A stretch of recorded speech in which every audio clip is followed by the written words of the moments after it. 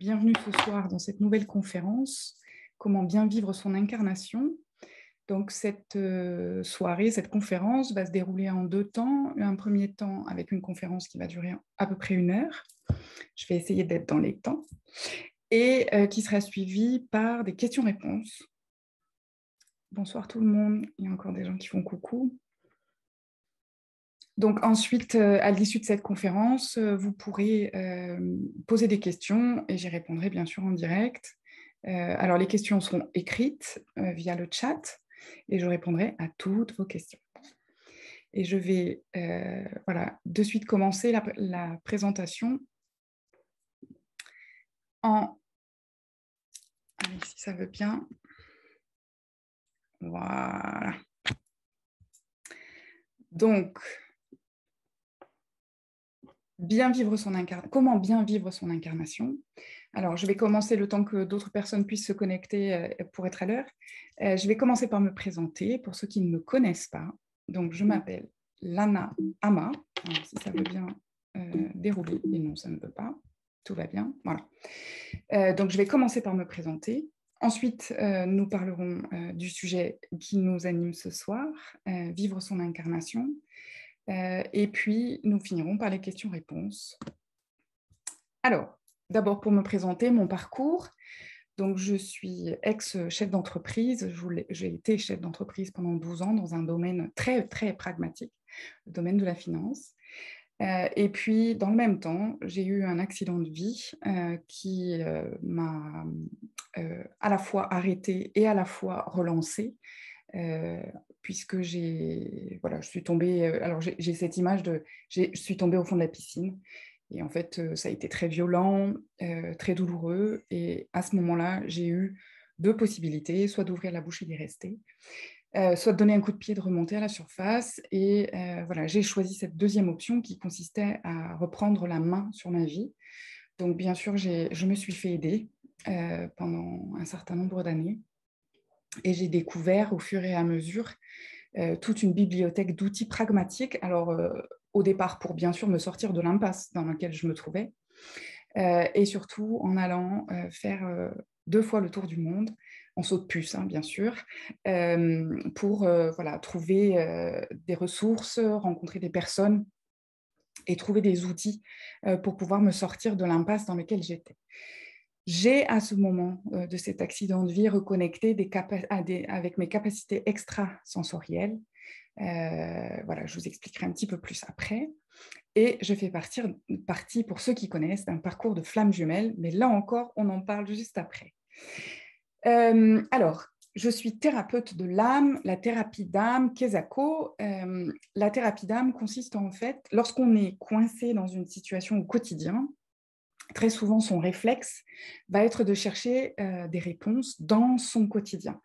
Voilà, de chercher des réponses, des outils, des moyens de se sortir de la situation dans laquelle nous sommes bloqués dans le présent.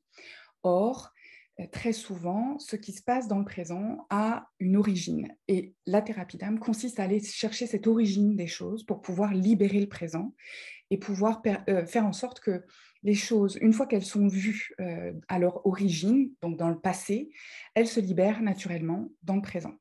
Donc, j'utilise pour ça des outils concrets et pragmatiques, mais vous en verrez quelques-uns pendant la soirée. L'objectif est de reprendre son pouvoir pas au sens talin, mais au sens je décide de ma vie, je décide de ce que je fais de ma vie, et également de débloquer des situations pour reprendre de l'oxygène, reprendre la main sur sa vie, ses décisions, ce qu'on veut faire, à la fois, dans tout domaine, hein, perso, pro, amical, amoureux, peu importe. Alors, en quoi ça consiste ? La thérapie d'âme est une thérapie brève. L'objectif n'est absolument pas de garder mes patients pendant un nombre d'années ou de mois conséquents. On va direct à la problématique. L'idée, c'est de faire en sorte que la personne devienne autonome. Donc, je me sers de mes capacités extrasensorielles pour guider les personnes. Je ne dis pas ce que je perçois ou ce que j'entends ou ce que je sais. Je vais poser des questions sous forme un peu d'entonnoir, avec des outils concrets, pragmatiques. Alors souvent les gens me disent combien de séances il va me falloir. Ça dépend à la fois de la problématique et de la résistance de la personne qui vient en séance. Mais en tout cas, ce qui est sûr, c'est qu'il n'y a pas d'addiction à la méthode. Il m'est arrivé plusieurs fois de dire à la personne, écoutez, maintenant, vous avez tous les outils qu'il faut, donc je vous laisse repartir dans votre vie gentiment. Je suis là si jamais vous avez besoin, mais vous n'avez plus besoin de venir me voir. Voilà, c'est assez rigolo, mais c'est très vrai. Quelques mots clés pour la thérapie d'âme. Le premier mot, c'est blocage.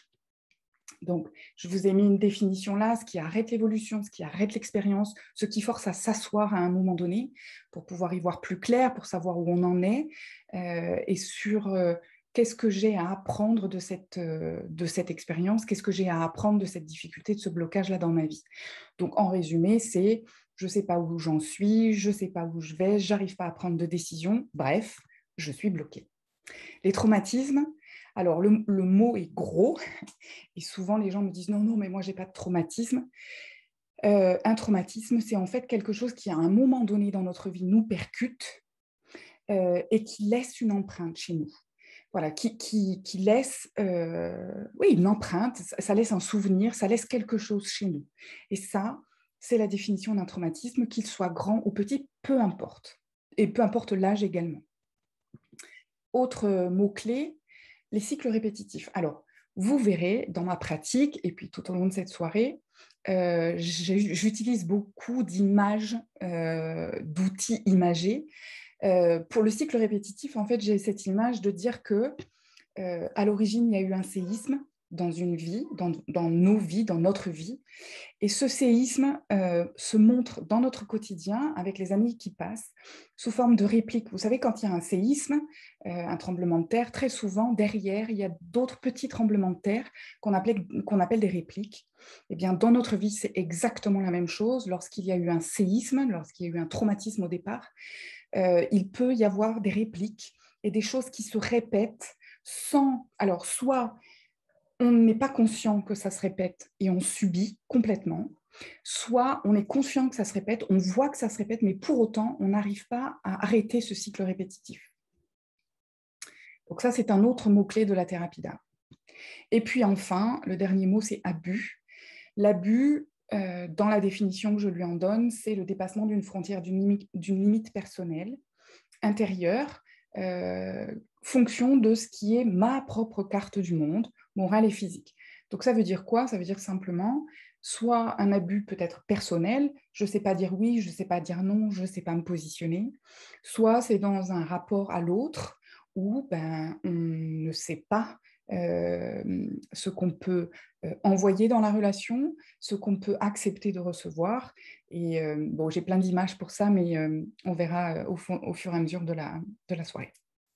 Voilà, donc ça, c'était les mots-clés pour la thérapie d'âme. Il y en a 4 à se souvenir pour savoir si oui ou non ça correspond au champ d'intervention de la thérapie d'âme, ce qui peut arriver dans nos vies.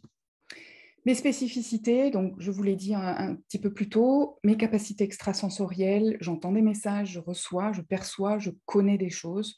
Et donc, je m'en sers en séance. Je ne suis pas une voyante, même si là, je vous ai mis l'image. Alors, je suis médium, mais je ne dis pas ce que je perçois. Je pose des questions pour aider le patient à prendre conscience de ce qu'il est en train de vivre, pour que ça vienne de lui, en fait. Et donc, je ne dis pas ce que je perçois. J'utilise beaucoup d'outils imagés et on reparlera du Robert pendant la soirée. Voilà, ce sont des petites images qui aident le patient à prendre les choses en main et à voir ce qui se passe pour lui de façon ludique. J'aime bien. Je ne me prends pas la tête et j'aime bien rire ou en tout cas plaisanter de ce qui se joue. Et j'accompagne également des flammes jumelles. Encore une fois, on en parle un tout petit peu plus tard. Le thème d'aujourd'hui. Comment bien vivre son incarnation? Alors déjà, on va partir d'un postulat. Hein. On va considérer que voilà, vous savez ce que c'est que l'incarnation, que en fait, s'il y a incarnation, il y a forcément âme. Alors pour ceux qui ne sont pas habitués à ce terme, l'âme, on peut y mettre l'esprit. Pareil. Alors, je vais choisir un vocable pour ce soir, vous y mettez derrière ce que vous voulez. Donc, le postulat de base, c'est qu'il existe une âme et qu'il existe une incarnation. Et en fait, je vais tenter de vous expliquer. Alors, vous allez voir, ça va être assez ludique et je vais faire des parallèles plusieurs fois. votre âme, elle va prendre un corps, donc elle va s'incarner pour révéler des expériences. Voilà. Donc, on va expliquer ça tout au long de la soirée. L'incarnation, en fait, ça consiste à expérimenter dans la matière, dans du tangible, les mémoires de votre âme pour votre propre évolution et celle des autres âmes qui sont autour de vous. Chaque âme a un rôle à jouer, soit vis-à-vis d'un groupe, soit vis-à-vis d'une autre âme en relation à plusieurs. Donc, on va en parler. Chaque conflit, chaque expérience de votre vie se montre dans votre vie, est là pour vous faire évoluer votre âme et le tout. Alors, on en reparlera. L'histoire commence, alors j'ai essayé de faire un petit parallèle rigolo pour que vous puissiez comprendre. L'histoire commence avec une pièce de théâtre. Et en fait, je vais faire un parallèle tout au long de la soirée avec la pièce de théâtre. Imaginons que une âme décide de s'incarner. L'âme, ce sera le scénario, le réalisateur, le concepteur de la pièce de théâtre, et la pièce de théâtre sera l'incarnation. Donc l'âme décide de s'incarner et de venir jouer une scène, une pièce de théâtre pendant un temps donné, le temps de la pièce, et puis repart de là où elle vient, exactement comme un comédien ou des comédiens. Les deux meilleurs amis du monde pourraient décider à un moment donné de passer le même casting et d'être sélectionnés ensemble, les deux meilleurs amis du monde, pour une pièce de théâtre dans lequel, pendant toute la durée de la pièce du théâtre, ils seraient amenés à jouer le rôle de deux ennemis jurés pendant cette pièce. Et donc, en fait, pour vous expliquer que à l'origine, en sortant de la source, donc de l'origine des âmes, de là d'où les âmes viennent, nous sommes un tout. Nous sommes tous réunis, nous sommes tous ensemble dans cette énergie d'amour absolu, d'amour inconditionnel, et nous choisissons, chacun les uns après les autres, de venir s'incarner pour expérimenter dans la matière ce que nous savons tous déjà. Un artiste, un comédien, lorsqu'il vient jouer sa pièce de théâtre, connaît la pièce, le rôle qu'il va jouer. Alors dans la vie, c'est peut-être pas aussi par cœur ou aussi connu à l'avance.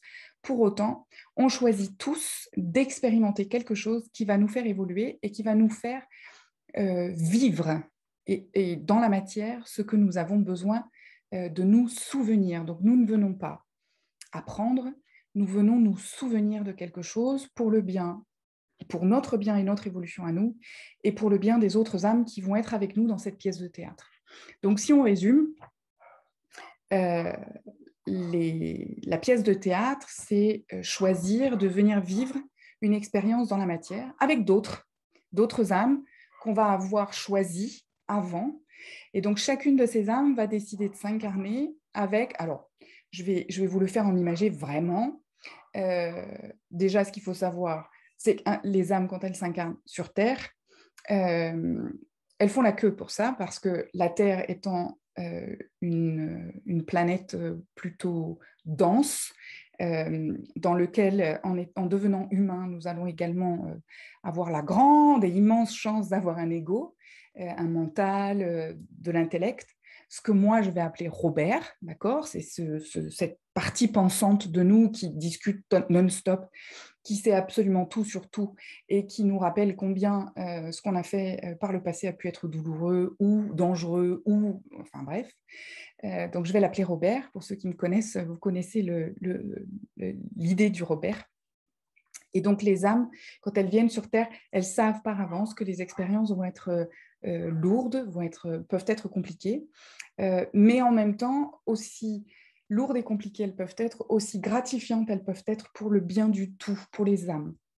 Donc chaque petite âme va décider d'expérimenter quelque chose qu'elles ont besoin de vivre à nouveau dans la matière, parfois à l'identique de ce qu'elles ont déjà vécu dans d'autres vies, et parfois de façon parfaitement opposée. Donc un acteur peut décider de venir vivre, alors ça a été schématisé, donc chaque âme qui va décider de venir va choisir ses partenaires pour la pièce de théâtre.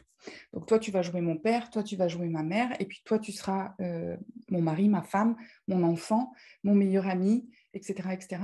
On tape dans les mains, c'est ce qu'on appelle des contrats d'âme ou des pactes d'âme, et on décide de s'incarner ensemble dans une même pièce de théâtre dans lequel nous allons nous apporter les uns les autres un certain nombre d'expériences, d'événements, de situations qui va nous permettre d'évoluer et de grandir. Donc, chaque petite âme va passer un contrat et va faire un choix d'expérimentation, alors plus ou moins agréable. Donc, il y en a certains qui vont choisir de vivre, d'expérimenter l'amitié, d'expérimenter la violence, le deuil, l'amour, l'abandon, le rejet, la parentalité, etc., en choisissant chacun, comme des acteurs pourraient le faire dans une pièce de théâtre, un rôle. Voilà. Mais ce que je voudrais que vous vous souveniez, c'est que même si ces rôles sont les rôles de deux ennemis jurés dans cette pièce de théâtre, souvenez-vous que ce sont les meilleurs amis du monde. Et c'est le cas de toutes les personnes, absolument toutes les personnes que vous rencontrez dans votre vie, toutes les âmes que vous croisez tout au long de votre vie, qu'elles soient dans des rôles douloureux pour vous ou qu'elles soient dans des rôles aimants, ce sont toutes des âmes qui ont choisi et avec qui vous avez tapé dans la main en vous disant, toi, grâce à notre rencontre dans cette pièce de théâtre et grâce à ton rôle dans ce jeu de pièce de théâtre, tu vas me permettre d'apprendre ce que c'est que le rejet, que l'abandon, que la violence, que le deuil, parce que je sais en tant qu'âme de quoi il s'agit, je sais ce que c'est que cette expérience, mais j'ai besoin de la mettre dans la matière pour apprendre encore un peu plus, pour l'expérimenter, pour le vivre et le ressentir. Et c'est ça qui nourrit les âmes. Et chaque petite âme est là pour nous rendre un immense service d'amour pour notre propre évolution. Alors, on est d'accord, hein, quand on est en plein dedans, dans l'expérience, qu'on vit le rôle, forcément, comme chaque acteur, on va vivre le rôle à 100% et on va être investi de ce qui se joue dans la pièce, de comment on réagit, de la douleur que ça peut nous procurer. Et c'est évident. Je n'ai pas dit que c'était simple, hein. Souvenez-vous de ce que je vous ai dit, même l'inverse, l'incarnation sur la planète Terre est une des incarnations les plus lourdes, les plus difficiles qui existent, mais les plus gratifiantes. C'est un peu comme, j'en sais rien, si je vous donne un autre exemple, un examen ou un concours, plus il va être difficile si vous le réussissez dans l'apprentissage, pas dans qu'est-ce que ça donne comme résultat dans votre vie, mais si vous apprenez les leçons et si vous voyez les leçons et que vous évoluez en fonction des apprentissages que vous faites de tout ça, si vous arrivez à prendre le recul suffisant et nécessaire pour comprendre ce que vous deviez apprendre de telle ou telle expérience, eh bien, ce sera d'autant plus gratifiant de savoir que vous avez réussi ce concours, Alors, ce n'est pas un concours, la vie, hein, c'est juste pour vous donner une image. Plus c'est compliqué, plus lorsqu'on réussit des étapes ou qu'on réussit des exercices, eh bien, on est fier, on est heureux et on est content d'avoir choisi ce concours ou cet examen. Voilà, j'espère que vous avez compris le parallèle. C'est simplement, en fait, pour faire un parallèle, mais bien sûr, la vie n'est pas un examen, n'est pas un concours, c'est une expérience dans la matière pour votre âme et toutes les petites âmes qui ont choisi avec vous de venir dans cette pièce de théâtre, dans votre vie à vous, avec les rôles de chacun en fonction de avec qui vous aurez tapé dans la main. Alors, souvent, nous nous retrouvons avec les mêmes âmes, euh, euh, ou en tout cas le même groupe d'âmes. Alors, il existe des familles d'âmes qui sont des familles ayant une mission ou une implication commune. Alors, dans les différentes familles d'âmes qui existent, je vous ai les listés, alors j'ai mes tusses, mais il y a la famille des passeurs, ceux qui vont aider au passage de quelque chose. Alors, ça peut être du vivant ou au moment du décès, mais en tout cas, ce sont des âmes qui aident à passer à une étape suivante, ou à comprendre, à révéler des choses pour que les personnes puissent continuer à évoluer. Il y a la famille des maîtres, la famille des guérisseurs, la famille des chamans, la famille des guerriers. Donc, nous faisons tous partie d'une famille d'âmes et on peut décider de s'incarner dans cette pièce de théâtre avec d'autres familles d'autres âmes, de notre propre famille d'âmes, ce qui est plus facile pour nous puisqu'on est plusieurs et on se regroupe. Alors, juste un petit clin d'œil, ça veut aussi dire que certaines des personnes que vous rencontrez dans votre vie, avec qui c'est très fluide, c'est très simple, peuvent être des âmes, pardon, que vous connaissez parce qu'elles font partie de la même famille que vous. C'est une hypothèse. Il y en a d'autres, on les voit juste après, mais c'est une hypothèse. Donc l'idée, c'est en fait de s'aider, de s'entraider et à notre propre évolution personnelle et d'aider les autres également dans leur évolution, puisque chaque fois que nous, on évolue, on fait évoluer le tout, toutes les autres âmes en fait. Alors, soit dans la pièce de théâtre, soit celles qui sont à la source, puisqu'elles bénéficient de toute l'expérimentation et tout ce que nous vivons dans la matière, la source en bénéficie et donc toutes les âmes en bénéficient également. Quoi vous dire de plus ? La pièce de théâtre est régie par plusieurs lois. Une des lois, c'est le dharma. Le dharma, c'est en fait, alors on retrouve ces notions-là dans l'hindouisme et le bouddhisme, mais ces notions-là, la notion de dharma, c'est l'ensemble des lois qui régissent, alors les lois cosmiques, les lois sociales, les lois religieuses, les lois personnelles, les lois naturelles, les lois familiales. C'est en fait l'ordre des choses, si on peut dire ça comme ça. Donc la pièce de théâtre, elle est régie par ces lois-là. Et puis il y a d'autres lois qui interviennent, c'est la loi du karma. Le karma, c'est en fait le résultat de nos actions passées. Alors, dans la pièce de théâtre, hein, vous voyez, il y en a un qui tient un poignard. Clairement, si il va jusqu'au bout de son rôle et qu'il tue cette personne, il y aura des conséquences. Donc, ce sont des conséquences ou le résultat des actions qu'on passe dans notre vie en général, mais également des vies antérieures. Donc, ça veut dire que quand on s'incarne, quand on vient dans une nouvelle pièce de théâtre, on vient aussi avec ce qu'on a pu déjà expérimenter, ce qu'on a pu déjà vivre par le passé. Alors, 2 questions à ça. Pour ceux qui auraient envie d'en savoir plus sur leur vie passée, un petit clin d'œil. Si vous voulez savoir comment vous pouvez reconnaître quelles étaient vos vies passées, posez-vous la question de ce que vous aimez aujourd'hui. Est-ce que vous êtes attiré par une période de l'histoire? Est-ce que vous êtes intéressé par un pays? Est-ce que vous êtes intéressé par un métier? Sans pour autant l'avoir déjà visité ou l'avoir déjà expérimenté dans votre vie ici, mais vous avez une appétence naturelle pour les animaux ou pour... Voilà. Ça, c'est une indication que très probablement votre âme a déjà cette expérience et que si, par exemple, vous décidiez, vous êtes attiré par les chevaux, vous n'avez jamais monté à cheval jusqu'à maintenant, mais vous décidez d'aller vers cette expérience-là, vous seriez peut-être surpris de voir à quel point c'est naturel pour vous. Ça peut être le signe qu'effectivement, dans une vie passée, vous avez déjà été cavalier. Comment s'en servir aujourd'hui? Eh bien, en faisant... Alors, pour ceux qui me connaissent, j'adore faire des listes et faire des listes à mes patients. Ça pourrait être d'écrire sur un carnet tous les domaines qui vous plaisent aujourd'hui, alors que vous exploitez déjà aujourd'hui, ou bien que vous n'exploitez pas, mais pour lesquels voilà, vous auriez cet élan naturel. Alors, lorsque je vous ai dit que j'avais fait le tour du monde, par exemple, par 2 fois suite à mon accident de vie, je m'étais fait une liste, en fait, une to-do list des endroits où aller, des gens à aller visiter ou des pays à aller voir, ou encore des lieux. Il y avait des lieux en particulier que je voulais absolument voir. Par exemple, la pyramide de Khéops, je ne sais pas pourquoi, mais je l'avais mis sur ma liste. Et donc, tout ceci peuvent être des signes que vous avez eu un lien passé dans cette vie ou dans une autre avec quelque chose qui est en lien avec ça. Voilà. Donc, c'était juste le petit clin d'œil pour vous expliquer pour les vies antérieures. Ça peut être, vous êtes attiré par le Moyen-Âge, vous êtes attiré par des costumes d'une époque en particulier, eh bien, c'est probablement le signe qu'à un moment donné, il peut y avoir un lien avec votre passé là-dessus. L'idée de cette pièce de théâtre, au-delà de jouer ce rôle et d'expérimenter cette pièce de théâtre, c'est surtout de se souvenir de qui nous sommes à travers ces rôles, de savoir faire cette différence tout au long de notre vie, tout au long de cette pièce de théâtre et de ce rôle que nous allons jouer, de savoir faire la différence entre le rôle que nous sommes en train de jouer là maintenant et d'où nous venons.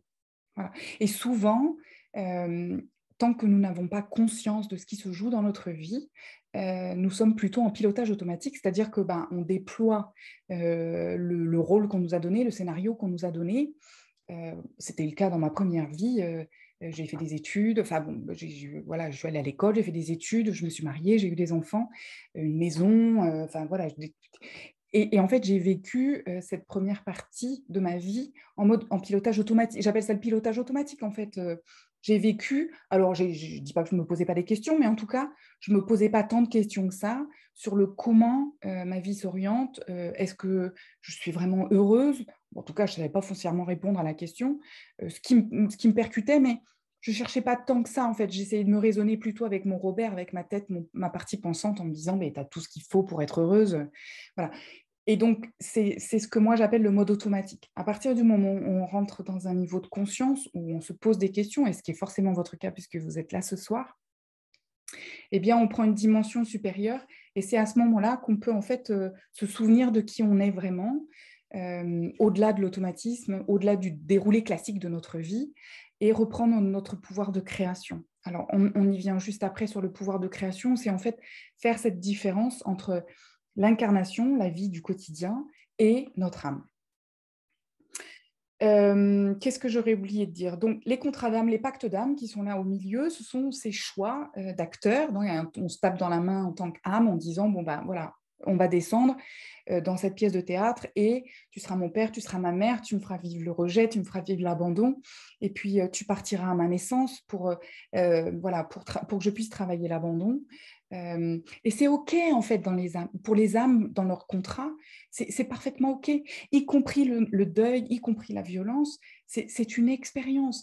Ces âmes, quand elles se tapent dans la main, y compris pour vivre quelque chose qui, dans la matière, sera violent, qui sera dur, qui sera vraiment hyper percutant, ces âmes le font dans un esprit d'amour, d'expérience et d'apprentissage pour faire grandir le tout. Alors, chaque petite âme concernée, et pour faire grandir le tout. Et très souvent, en tout cas, je sais que c'est ce que moi j'ai vécu, pour avoir été une victime, une partie de ma vie, une petite victime lorsque j'étais enfant. Je sais aujourd'hui et j'ai compris que si j'ai choisi cette expérience d'être victime de violence, d'attouchement et de viol, c'est que très probablement j'avais besoin d'équilibrer cette expérience-là avec une autre expérience de l'autre côté du miroir, si vous voyez ce que je veux dire. Voilà. Et donc, mon âme avait besoin de vivre cette expérience du tout, d'avoir à la fois cette expérience-ci et l'autre également. Voilà, donc les familles d'âme, j'en ai parlé. La mission, ah oui, alors, on va de suite parler de la mission d'âme. Il y a beaucoup de personnes aujourd'hui cherchent absolument à trouver quelle est leur mission. Alors, j'ai envie de vous dire une première chose. Vous connaissez forcément au moins une de vos missions d'âme. On peut en avoir plusieurs, on en a plusieurs, et vous en connaissez forcément au moins une. De grâce, cessez de chercher à changer forcément d'activité professionnelle pour remplir votre mission d'âme. Votre mission d'âme, c'est d'être vous déjà.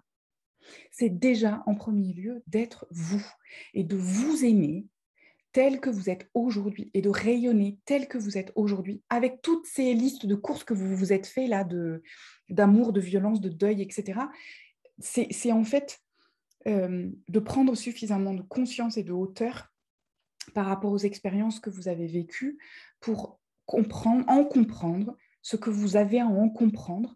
Alors, pas comprendre avec la tête, mais expérimenter et comprendre que l'expérience est bien au-delà de ce que vous vivez.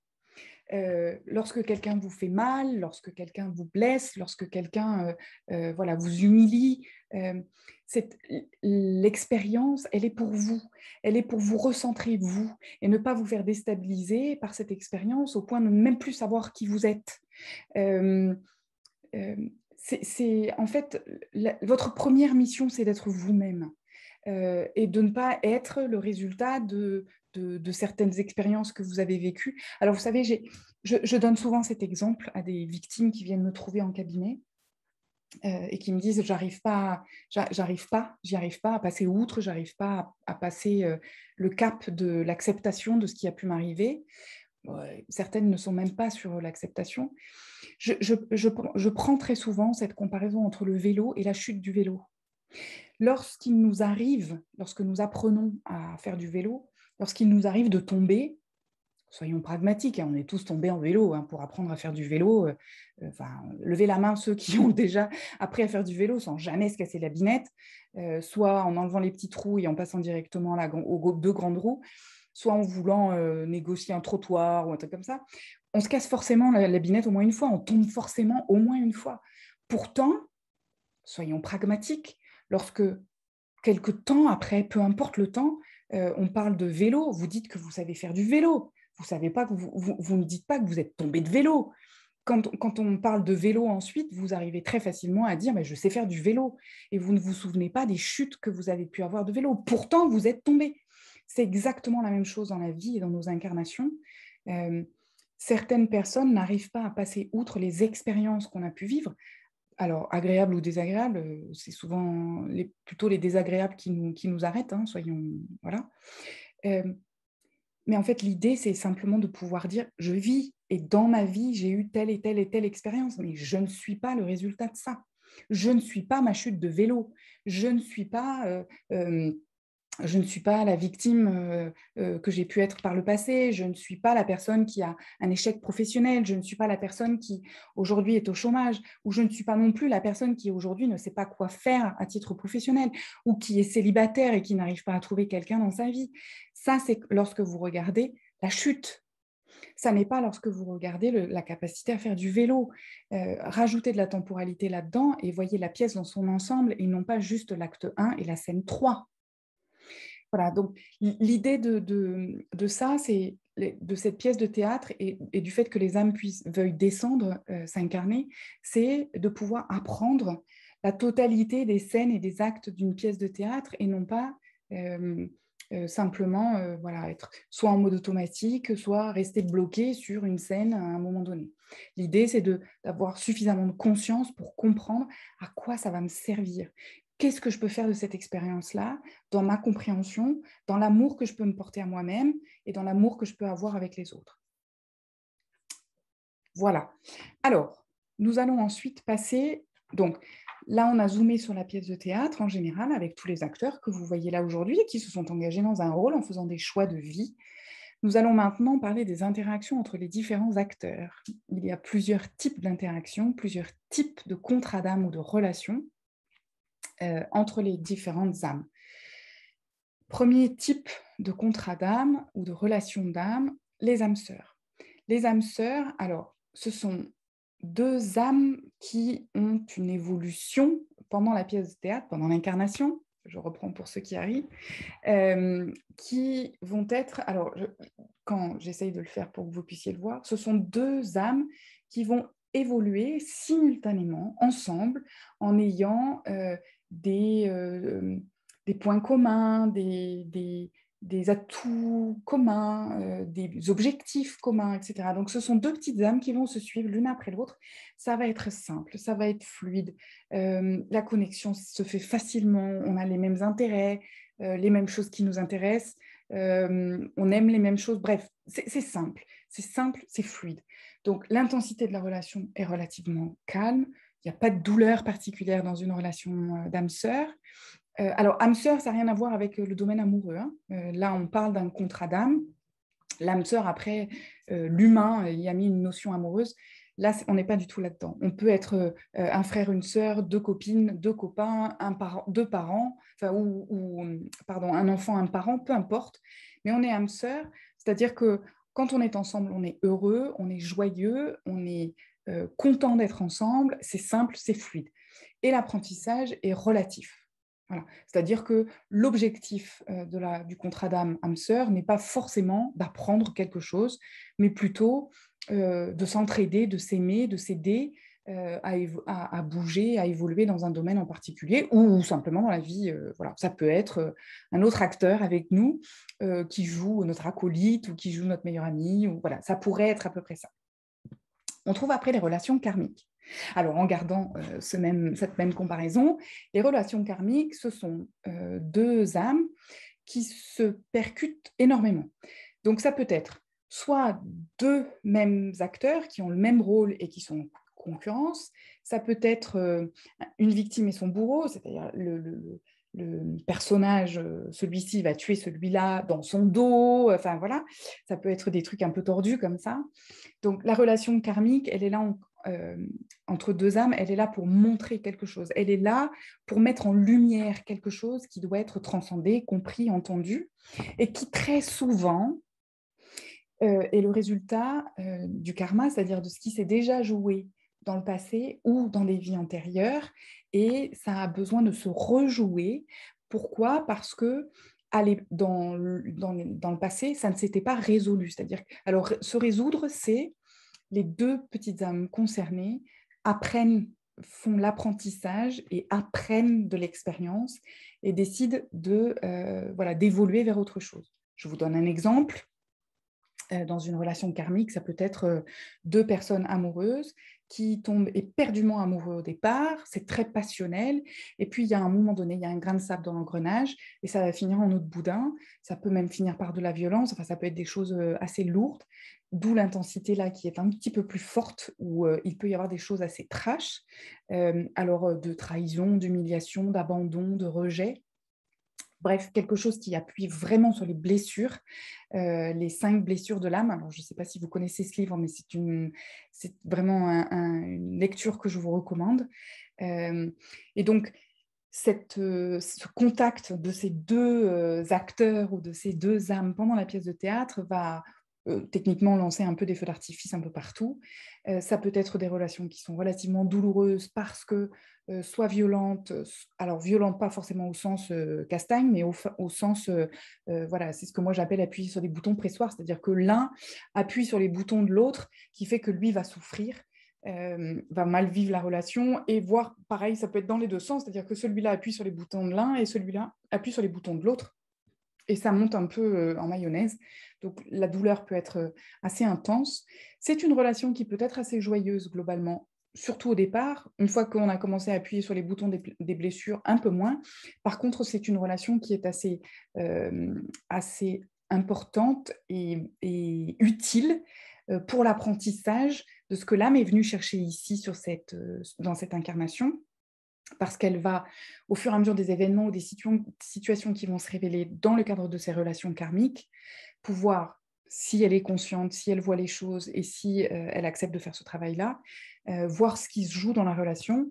Alors, par exemple, il m'a laissé tomber, ça m'a appuyé sur ma blessure de rejet et d'abandon. Je décide de prendre en charge ces deux blessures d'abandon et de rejet.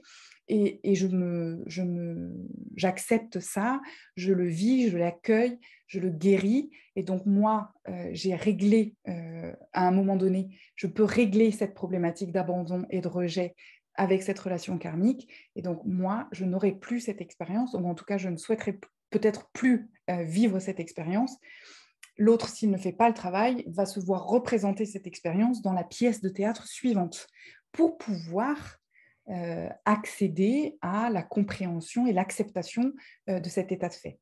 Voilà, donc l'idée, c'est que les relations karmiques sont souvent là pour nous montrer à nouveau quelque chose qu'on n'avait pas compris, ou pour nous montrer l'autre aspect d'une notion, ce que je vous ai expliqué. Par exemple, on a été victime dans une vie et dans une autre vie, on rejoue avec cette même âme les choses, mais en sens inverse. Voilà, c'est l'autre qui devient victime et on devient bourreau. Par exemple, je vous parle de ça d'un point de vue théâtral, c'est ce qui peut se présenter également dans le cadre d'une vie, et c'est notamment pour ça que je vous invite à réfléchir et à voir les choses sous cet angle-là. Je n'ai pas dit que c'était simple, hein, surtout quand on est en plein dedans. Je n'ai pas dit que c'était simple. Simplement, prenez un tout petit peu de recul quand vous le pourrez, si vous le pouvez, pour accepter de voir ça sous un autre angle. C'est ce qui peut vous permettre à vous d'évoluer et d'apaiser quelque chose qui a pu être extrêmement douloureux, puisque la relation karmique est une relation qui peut être clairement douloureuse.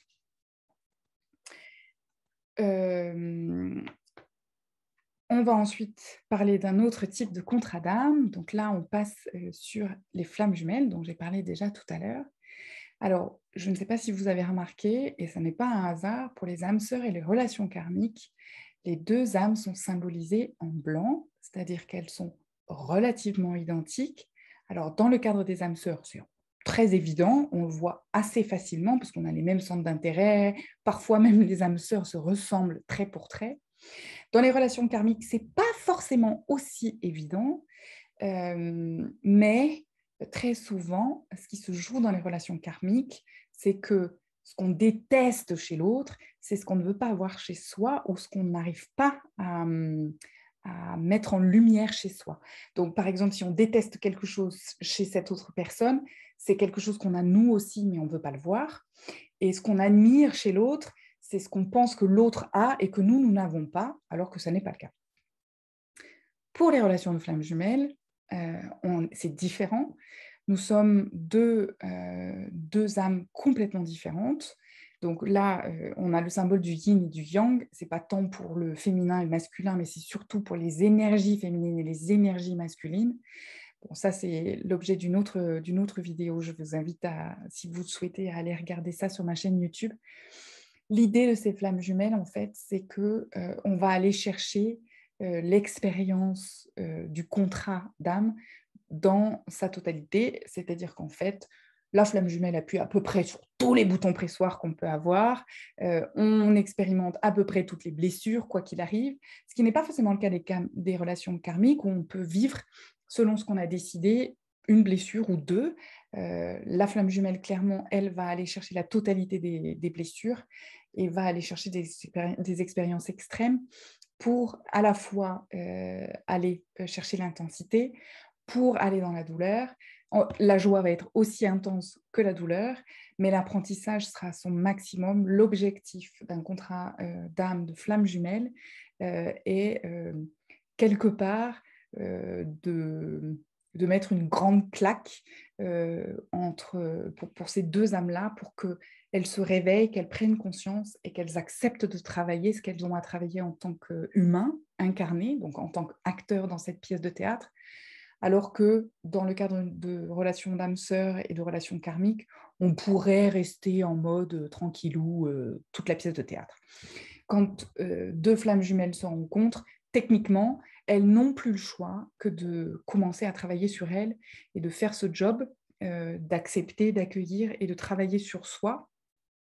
Qu'on le veuille ou non, la vie nous rattrape. Voilà, donc c'est en ça que l'intensité est le plus fort, parce qu'une fois qu'on a rencontré sa flamme jumelle, on n'a plus trop le choix, voilà, de travailler sur soi. Ça, c'était pour les différents contrats d'âme. Donc, dans la pièce de théâtre, on peut avoir à la fois des âmes sœurs, plusieurs âmes sœurs, on n'en a pas qu'une seule, on peut en avoir plein tout au long de notre vie, des relations karmiques exactement de la même façon, et puis certains décident de s'incarner avec leur flamme jumelle. Parfois, pour ceux qui ont décidé de s'incarner avec un contrat d'âme flamme jumelle, une des deux flammes jumelles peut décider de ne pas s'incarner. Et donc, bien sûr, vous le devinez, cette flamme jumelle qui va, elle, être dans la pièce de théâtre, va passer son temps à chercher son autre et va devoir apprendre l'abandon et ou le rejet en sachant que cette autre flamme jumelle n'est pas incarnée. Donc, c'est une expérience particulière. En général, les flammes jumelles décident de s'incarner ensemble dans la pièce de théâtre, mais parfois très très loin, à des pays différents, des continents différents, ou dans un espace-temps différent. Donc, il est très courant aussi que les flammes jumelles aient une différence d'âge ou de milieu ou de zone géographique, ce qui rend la connexion, enfin la réunion des flammes jumelles parfois un peu compliquée et tardive dans la vie des petites âmes qui se sont incarnées. Voilà pour les différents contrats d'âme. Nous allons continuer maintenant sur un autre aspect. J'entends très souvent en consultation et autour de moi des gens dire « je suis seule, je me sens seule ». En fait, nous ne le sommes absolument jamais. Et ça, c'est quelque chose que vous devez absolument entendre, quand bien même les conditions de votre pièce de théâtre consistent à faire un one-man show, en imaginant que vous soyez absolument seul, que vous n'ayez personne dans votre vie. Alors quand je dis personne, ça veut dire pas de parents, pas d'amis, pas de collègues, pas de voisins, pas de... j'en sais rien. En imaginant que ce soit le cas, ce qui peut techniquement arriver, eh bien, c'est que vous avez choisi de faire cette expérience, mais pour autant, même si vous êtes seul sur scène, vous n'êtes pas seul en vérité, parce que tout autour de nous, nous avons d'autres âmes non incarnées ou des personnes décédées ou des guides, des anges, des archanges qui sont là pour nous aider lors de notre incarnation pendant notre pièce de théâtre. Donc nous avons les âmes avec lesquelles nous avons décidé de jouer la pièce de théâtre et il y a tout autour, si je garde cette image, ceux qui s'occupent des lumières, ceux qui s'occupent des costumes, ceux qui s'occupent de et qu'on ne voit pas sur la pièce de théâtre, dans la pièce de théâtre en fait. On sait qu'ils sont là et qu'ils préparent avec les acteurs le spectacle, mais pour autant, on ne les voit pas. C'est exactement la même chose. Et j'aimerais que vous puissiez vous souvenir de ça. Lorsque vous vous sentez seul, lorsque vous n'êtes pas bien et que vous auriez besoin d'aide, de grâce, faites appel à toutes ces petites âmes qui sont tout autour de nous et qui peuvent nous aider, qui peuvent à tout moment nous répondre, nous aider. Alors, encore faut-il que nous acceptions de recevoir les messages en retour. Voilà. Donc, par exemple, moi, je le dis souvent quand j'en discute avec des personnes autour de moi, je passe des commandes, c'est-à-dire que quand j'ai besoin d'un coup de main, quand j'ai besoin d'une validation, quand j'ai besoin de quelque chose, une place de parking ou des choses comme ça, je le demande. Voilà. Alors, vous demandez à qui vous voulez, vous dites l'univers, Dieu, je sais pas, vos cellules, enfin voilà, ce que vous voulez, peu importe, mais passez commande. Voilà. Si vous ne demandez pas, vous n'aurez pas. C'est une absolue évidence. Quand vous êtes à table, que vous avez envie de mettre du sel dans votre plat parce qu'il n'y en a pas suffisamment, vous allez forcément spontanément demander à quelqu'un qui est à côté du sel de vous passer le sel. Voilà. Le sel n'a jamais volé jusqu'à vous. Il a fallu à un moment donné que vous le demandiez. Et ben, c'est la même chose pour tout. Voilà. Donc, je vous invite à le faire également dans votre quotidien, à passer des commandes et à demander à avoir un signe comme quoi vous êtes dans la bonne direction, que vous avez pris la bonne décision, j'en sais rien. Posez des questions. Alors, tout ça, je l'explique lors d'un atelier, un des ateliers que je fais, mais si vous êtes intéressé par ça, n'hésitez pas. Mais en tout cas, souvenez-vous de quelque chose, si vous ne demandez pas, vous n'aurez pas. C'est comme le sel à table. Une fois qu'on a dit ça, il faut aussi que vous compreniez que tout ce qu'on vit pendant cette pièce de théâtre est juste. Et en réalité, le simple fait de s'incarner, le simple fait de prendre la chair, de prendre un corps, va faire que notre univers, qui est infini lorsque nous ne sommes pas incarnés, que nous sommes à l'état d'âme, va devenir fini ou défini, on va dire ça comme ça, puisque si on prend un corps, bah, notre corps, il n'est pas extensible, il n'est pas infini, il a forcément des limites. Eh bien, avec cette incarnation vont apparaître des notions de séparation et des notions de peur. C'est-à-dire qu'en fait, à partir du moment où on devient limité par le corps qu'on a décidé d'incarner, eh bien, ça crée une limite, ça crée une frontière.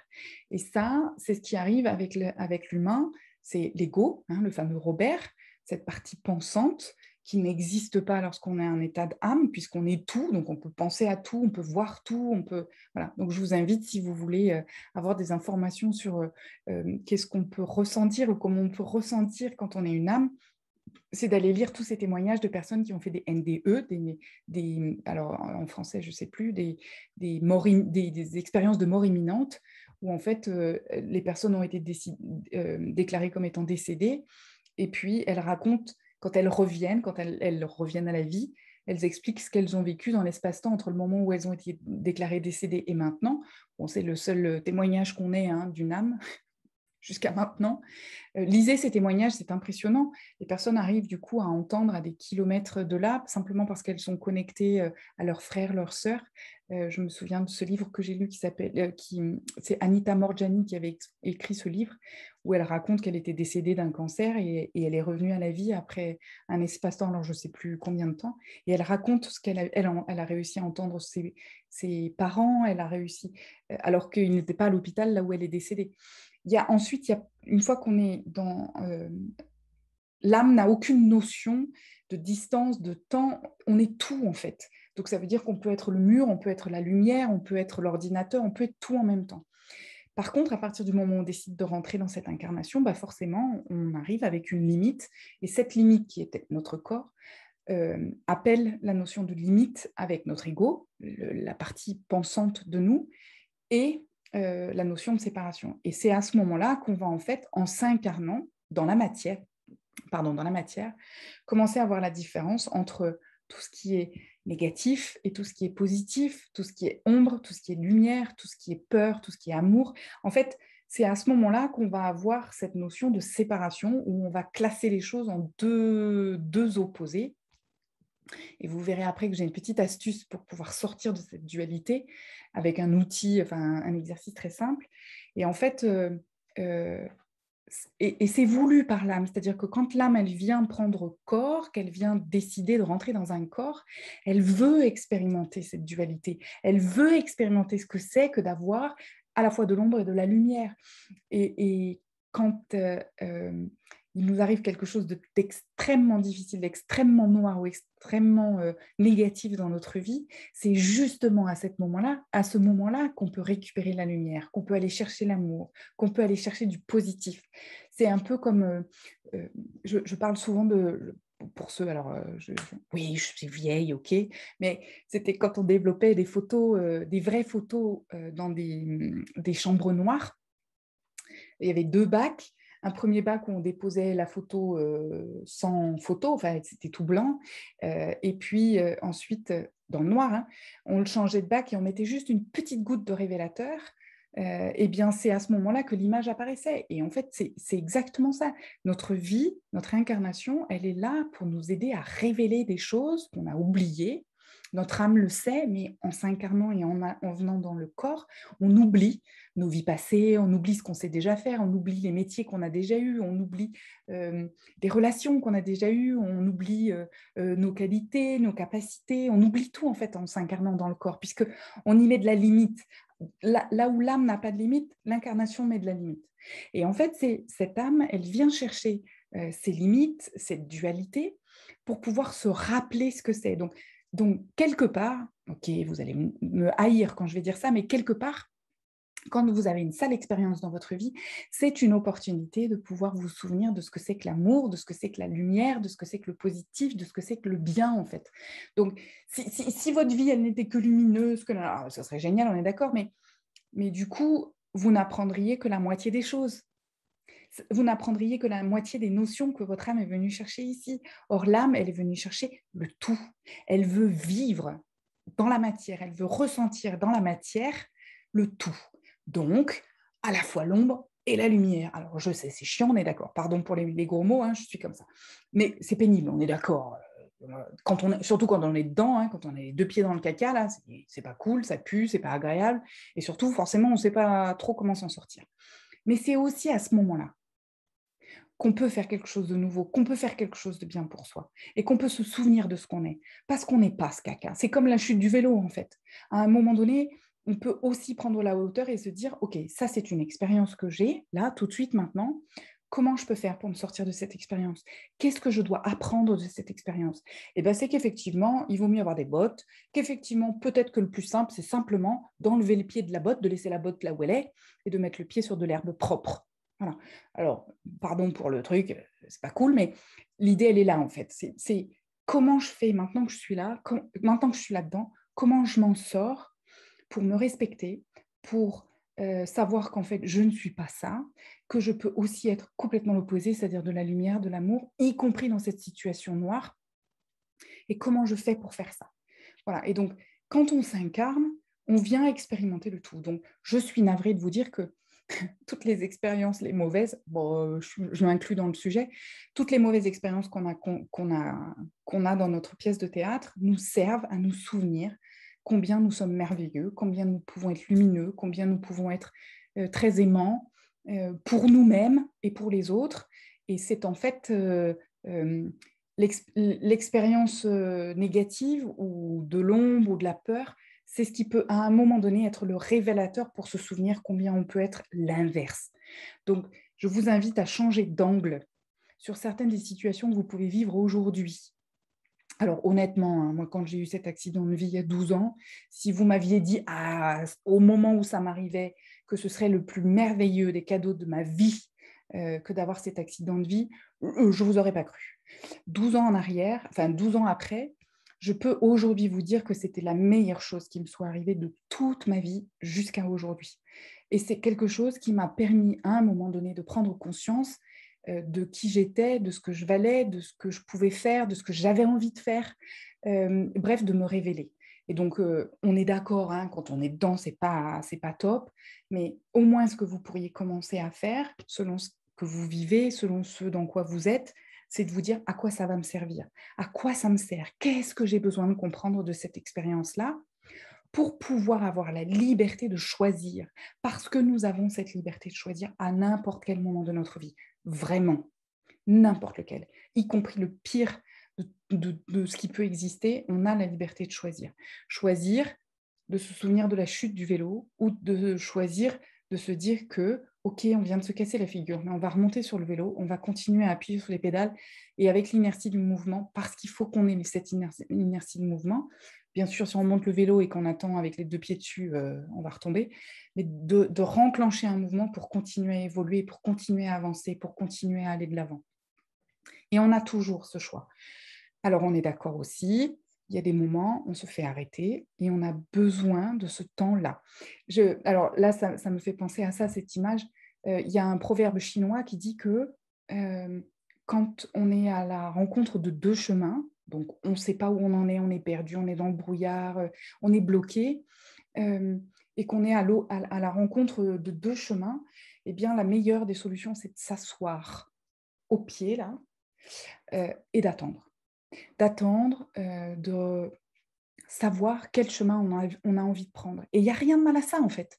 Il vaut mieux s'asseoir et attendre d'avoir l'inspiration, attendre de savoir quel chemin on va prendre, plutôt que courir en faisant un bout de chemin, revenant en arrière, il y a des ronces, il y a des machins, il y a des trucs. Peut-être qu'une des solutions, c'est simplement de s'asseoir et d'attendre, de savoir quand est-ce qu'on va pouvoir se lever et marcher, et où est-ce qu'on va mettre le prochain pas. Je dis ça pour ceux qui culpabilisent ou pour ceux qui se jugent de ne pas réussir à faire telle ou telle chose. De grâce, soyez juste bienveillant avec vous-même, asseyez-vous un moment et prenez le temps de savoir où est-ce que vous avez envie d'aller, de savoir ce que vous avez envie de faire. Et si vous ne savez pas, eh bien, attendez. Voilà, attendez de savoir. Alors après, si vraiment vous voulez avancer, vous pouvez prendre un chemin. Je ne sais pas si vous voyez sur l'image, mais même si vous avanciez à gauche, il y a plein d'autres chemins encore. Et il n'y a pas de mauvais chemin. Dans la pièce de théâtre, tous les chemins sont bons. Tous les chemins sont un moyen pour l'âme d'apprendre quelque chose. Donc, ne vous dites pas que vous êtes dans une impasse.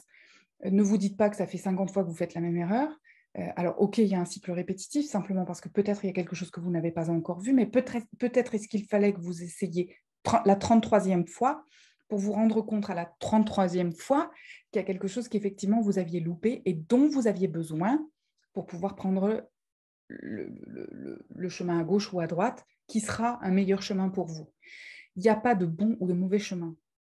Tous les chemins sont bons et on apprend avec tous les chemins. Simplement, cessez de vous culpabiliser, cessez de vous juger et peut-être simplement prenez le temps de choisir, prenez le temps de vous choisir. Voilà, donc l'idée dans ce slide, c'est de vous dire que vous n'êtes jamais seul. Alors après, vous faites appel à qui vous voulez, hein. Les âmes autour de vous pour vous aider, les êtres ascensionnés, les anges, les archanges, ceux en quoi vous croyez. On s'en fiche en fait. Enfin, on s'en fiche. Ce que je veux dire par là, c'est qu'il n'y a pas...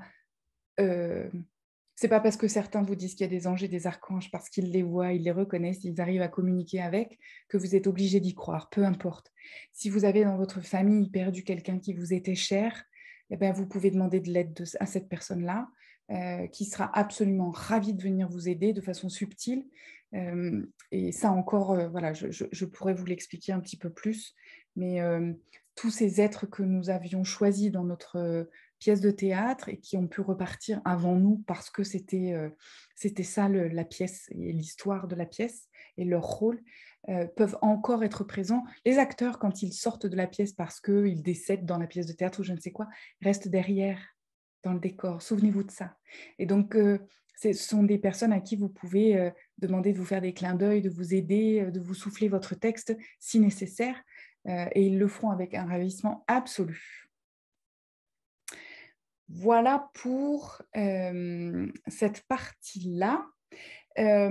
Juste une chose, quand on parle de liberté de choisir entre plusieurs expériences, l'idée aussi pour chacun, c'est de faire cette différence au moment où on s'incarne entre la partie Robert, donc ce que moi j'appelle Robert, hein, c'est cette partie-là, la tête, hein, avec toutes ces pensées, les 3000 pensées à la minute, là, qui nous arrivent non-stop et qui nous racontent. Alors, je parle de Robert, mais je peux aussi symboliser le Robert pour ceux qui connaissent Tex Avery, ou qui ont connu Tex Avery, pardon, pour ceux qui sont trop jeunes. C'est, vous savez, le petit diablotin et le petit ange. Voilà. Robert, c'est le petit diablotin, celui qui va forcément vous souffler le pire. Et le petit diablotin, c'est votre essence divine. Quand on s'incarne dans cette pièce de théâtre, on a aussi comme mission, alors je vous ai dit d'être vous-même, de vivre ce que vous avez à vivre sans forcément être... vous n'êtes pas tous, vous n'avez pas tous vocation à être des Bouddhas, hein. Non, mais je le dis, parce que ceux qui voudraient être parfaits ou vivre des choses parfaites à la mode Bouddha, voilà, eh bien, vous seriez dans l'Himalaya habillé en orange. Si ce n'est pas votre cas, c'est que vous aviez besoin d'être là où vous vous trouvez aujourd'hui, dans la vie dans laquelle vous vous trouvez, avec le métier que vous avez aujourd'hui et la famille que vous avez aujourd'hui, et que votre mission, c'est de faire votre meilleure version dans cette vie-là. Donc, n'essayez pas forcément d'aller changer de vie, déménager, voilà. Ça peut aussi, une de vos missions est aussi, peu importe ce que vous ferez après, peut-être vous changerez de métier, mais en tout cas, d'être vous-même et votre meilleure version dans ce que vous êtes aujourd'hui et dans la vie dans laquelle vous êtes aujourd'hui. J'ai oublié de dire un truc, mais c'est pas grave. Bien. Donc, l'idée, c'est en fait de reconnaître cette partie-là qui est liée à l'incarnation, au fait d'avoir un corps et un ego. Donc, c'est votre ego, votre mental, votre intellect, et tout le reste, c'est-à-dire votre cœur, votre corps. Le cœur et le corps ne peuvent pas mentir, alors que la tête peut vous raconter plein d'âneries à la seconde. Et donc, une de vos missions est également de faire cette distinction entre ce qui est de l'ordre de votre mental, de ce que voilà, on vous a répété toute votre vie et que vous avez intégré dans votre logiciel de base et que vous vous repassez avec les croyances, les attentes, les projections. Et ce que vous êtes vraiment, c'est-à-dire votre corps, lui, ne peut pas mentir. Quand vous avez mal, vous avez mal. Quand vous êtes bien, il est bien. Et votre cœur, ce que vous ressentez vraiment au plus profond de vous-même, pas avec votre tête, avec votre cœur. Qu'est-ce que vous dit votre cœur? Et le fait d'apprendre à faire cette distinction, c'est une des missions des êtres humains, de nous, incarnés, de faire cette distinction entre cette incarnation, cette partie incarnation qui mouline ici, et ce que vous pouvez ressentir, puisque l'âme est venue ressentir dans la matière. Voilà pour cette partie-là. J'oublie rien, j'ai mes tustes, pour rien oublier. Alors, tout ce que vous vivez, absolument tout ce que vous vivez, a un sens. Toutes les expériences que vous avez vécues, que vous vivez aujourd'hui, ont un sens dans votre évolution pour votre âme. Alors ça veut dire quoi? Alors encore une fois, ce n'est pas forcément simple quand on est dedans. Là, il faut prendre un tout petit peu de recul, ou alors simplement émettre des hypothèses au moment où on est en plein dedans, et puis si on n'y arrive pas, attendre de pouvoir voir et de pouvoir comprendre ce qui se joue. Et l'idée, en fait, c'est que chaque conflit, chaque expérience vous montre quelque chose pour vous faire évoluer, pour vous rappeler votre essence, qui vous êtes vraiment, et non pas vos conditionnements de votre mental, de votre ego, et la somme de tout ce que vous avez appris jusqu'à maintenant. Or, aujourd'hui, la plupart des personnes sont dans ce mode automatique dont on parlait tout à l'heure, où finalement, on vit notre vie, mais sans forcément nous poser des questions au-delà. Alors, se poser des questions sur soi-même, pardon. Alors, se poser la question sur la prochaine voiture qu'on va acheter, où est-ce qu'on va aller vivre, etc. Ça, d'accord. Mais ça, j'appelle ça le mode automatique, c'est-à-dire que c'est la vie humaine, classique. Maintenant, se poser des questions, c'est qu'est-ce que je suis là, pourquoi je suis là, à quoi je sers, comment je peux évoluer, comment je peux donner la meilleure version de moi-même. Bon, là, j'ai raté cette conversation ou cette interaction avec mon compagnon, ma compagne, parce que je me suis énervée, parce que j'ai mal répondu, parce que je me suis retranchée dans mon silence ou dans ma grotte, ou alors avec mon enfant, je suis dans l'hyper-contrôle, je veux absolument tout savoir, je veux tout maîtriser, etc. Et je veux qu'il fasse des bonnes études, etc. etc. Ça, c'est le mode ce que moi j'appelle pilotage automatique humain. Hein. Donc, je réagis de façon primaire en fonction des émotions qui se présentent. Et puis, la façon consciente des choses, c'est quel est le sens de cette expérience? Eh bien, le sens de cette expérience, c'est peut-être justement d'apprendre à réagir autrement avec mon compagnon ou ma compagne, de rester aligné, calme, de voir ce qui se passe. Quand elle me dit ça, sur quel bouton pressoir ça appuie chez moi, quelle blessure ça réveille chez moi, qui fait que je réponds de façon un peu... Voilà. Pour mon enfant, en quoi j'ai besoin de contrôler sa vie, à quoi ça me sert de contrôler? Est-ce que, à travers le contrôle que j'ai vis-à-vis de la vie ou de l'avenir de mes enfants, est-ce que je ne projette pas quelque chose que moi, je n'ai pas réussi à faire? Voilà, c'est de se poser ce type de questions qui permet d'élever un peu les consciences et qui permet de voir quel est le sens de ce qui se vit. Alors là, on parle des interactions, mais j'ai un accident, je perds mon emploi, j'ai un divorce, je me dispute de façon récurrente avec mes responsables hiérarchiques. Qu'est-ce que ça a comme sens pour moi? Qu'est-ce que ça me montre que je n'ai pas vu les fois précédentes, qui fait que les choses se répètent? Et lorsque des difficultés arrivent, souvent, le mode automatique veut que on lutte contre l'événement, qu'on résiste, ou pire, on met ça sous le tapis. C'est-à-dire qu'en fait, non, on n'a pas vraiment de problème, quoi. Mais non, c'est de la faute de l'autre. Et donc, on va prendre la problématique, on va mettre ça sous le tapis en se disant, de toute façon, ce n'est pas ma faute, c'est la faute de l'autre. Voilà, quand il arrive quelque chose comme ça, posez-vous la question, qu'est-ce que ça me montre? Dans une relation à deux, il y a forcément 50-50. Qu'est-ce que ça me montre pour moi? Qu'est-ce que ça montre de l'autre? Et en réfléchissant à ce genre de choses, vous allez éviter que les choses se répètent avec les cycles répétitifs.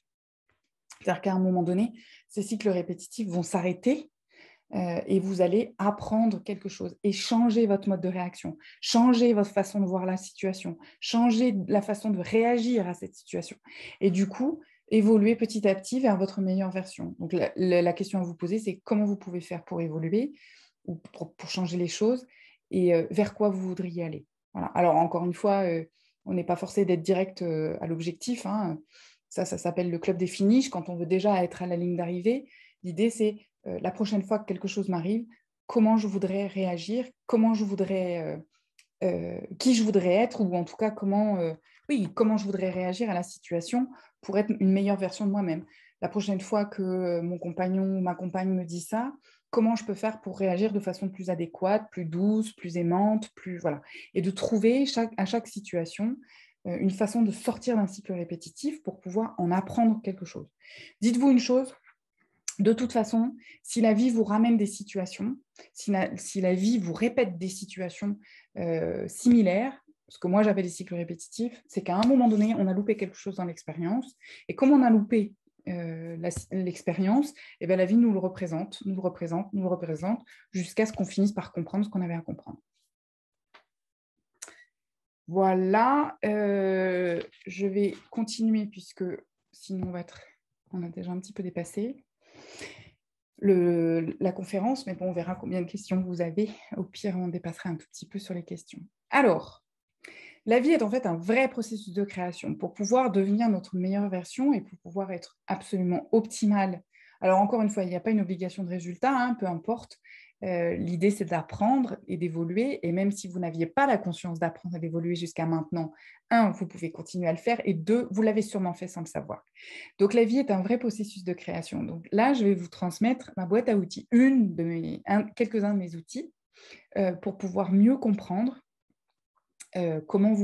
mieux comprendre ce qui se joue dans votre vie et y mettre des solutions et en tout cas y créer des choses nouvelles. Déjà, cessez de mettre sous le tapis.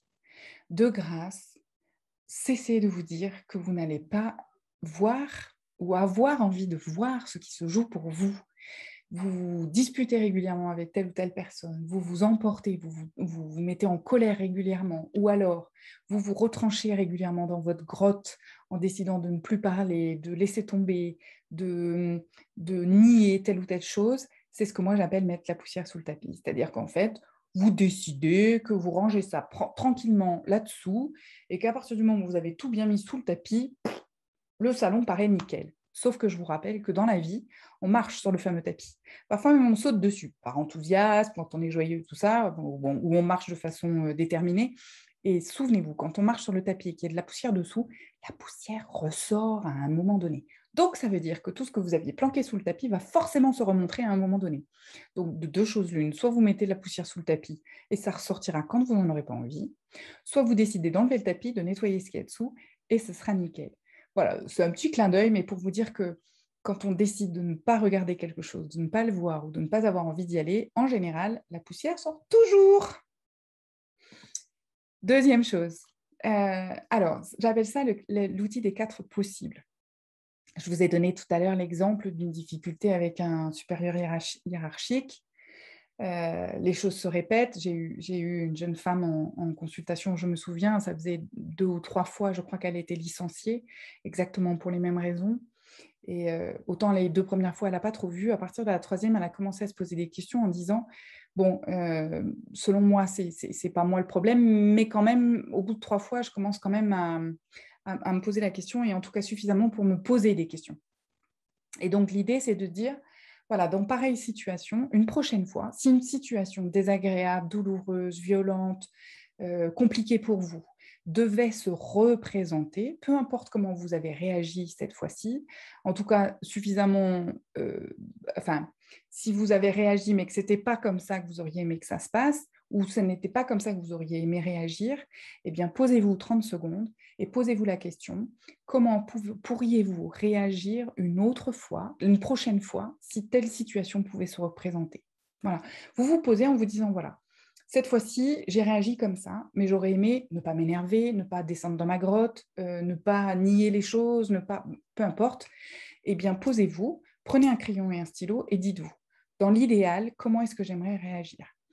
Et trouvez d'autres possibilités de réaction pour vous dans une situation identique à l'avenir. Le fait de l'écrire et d'en écrire 4 va vous permettre à un moment de créer des connexions neuronales différentes dans une situation automatique pour vous.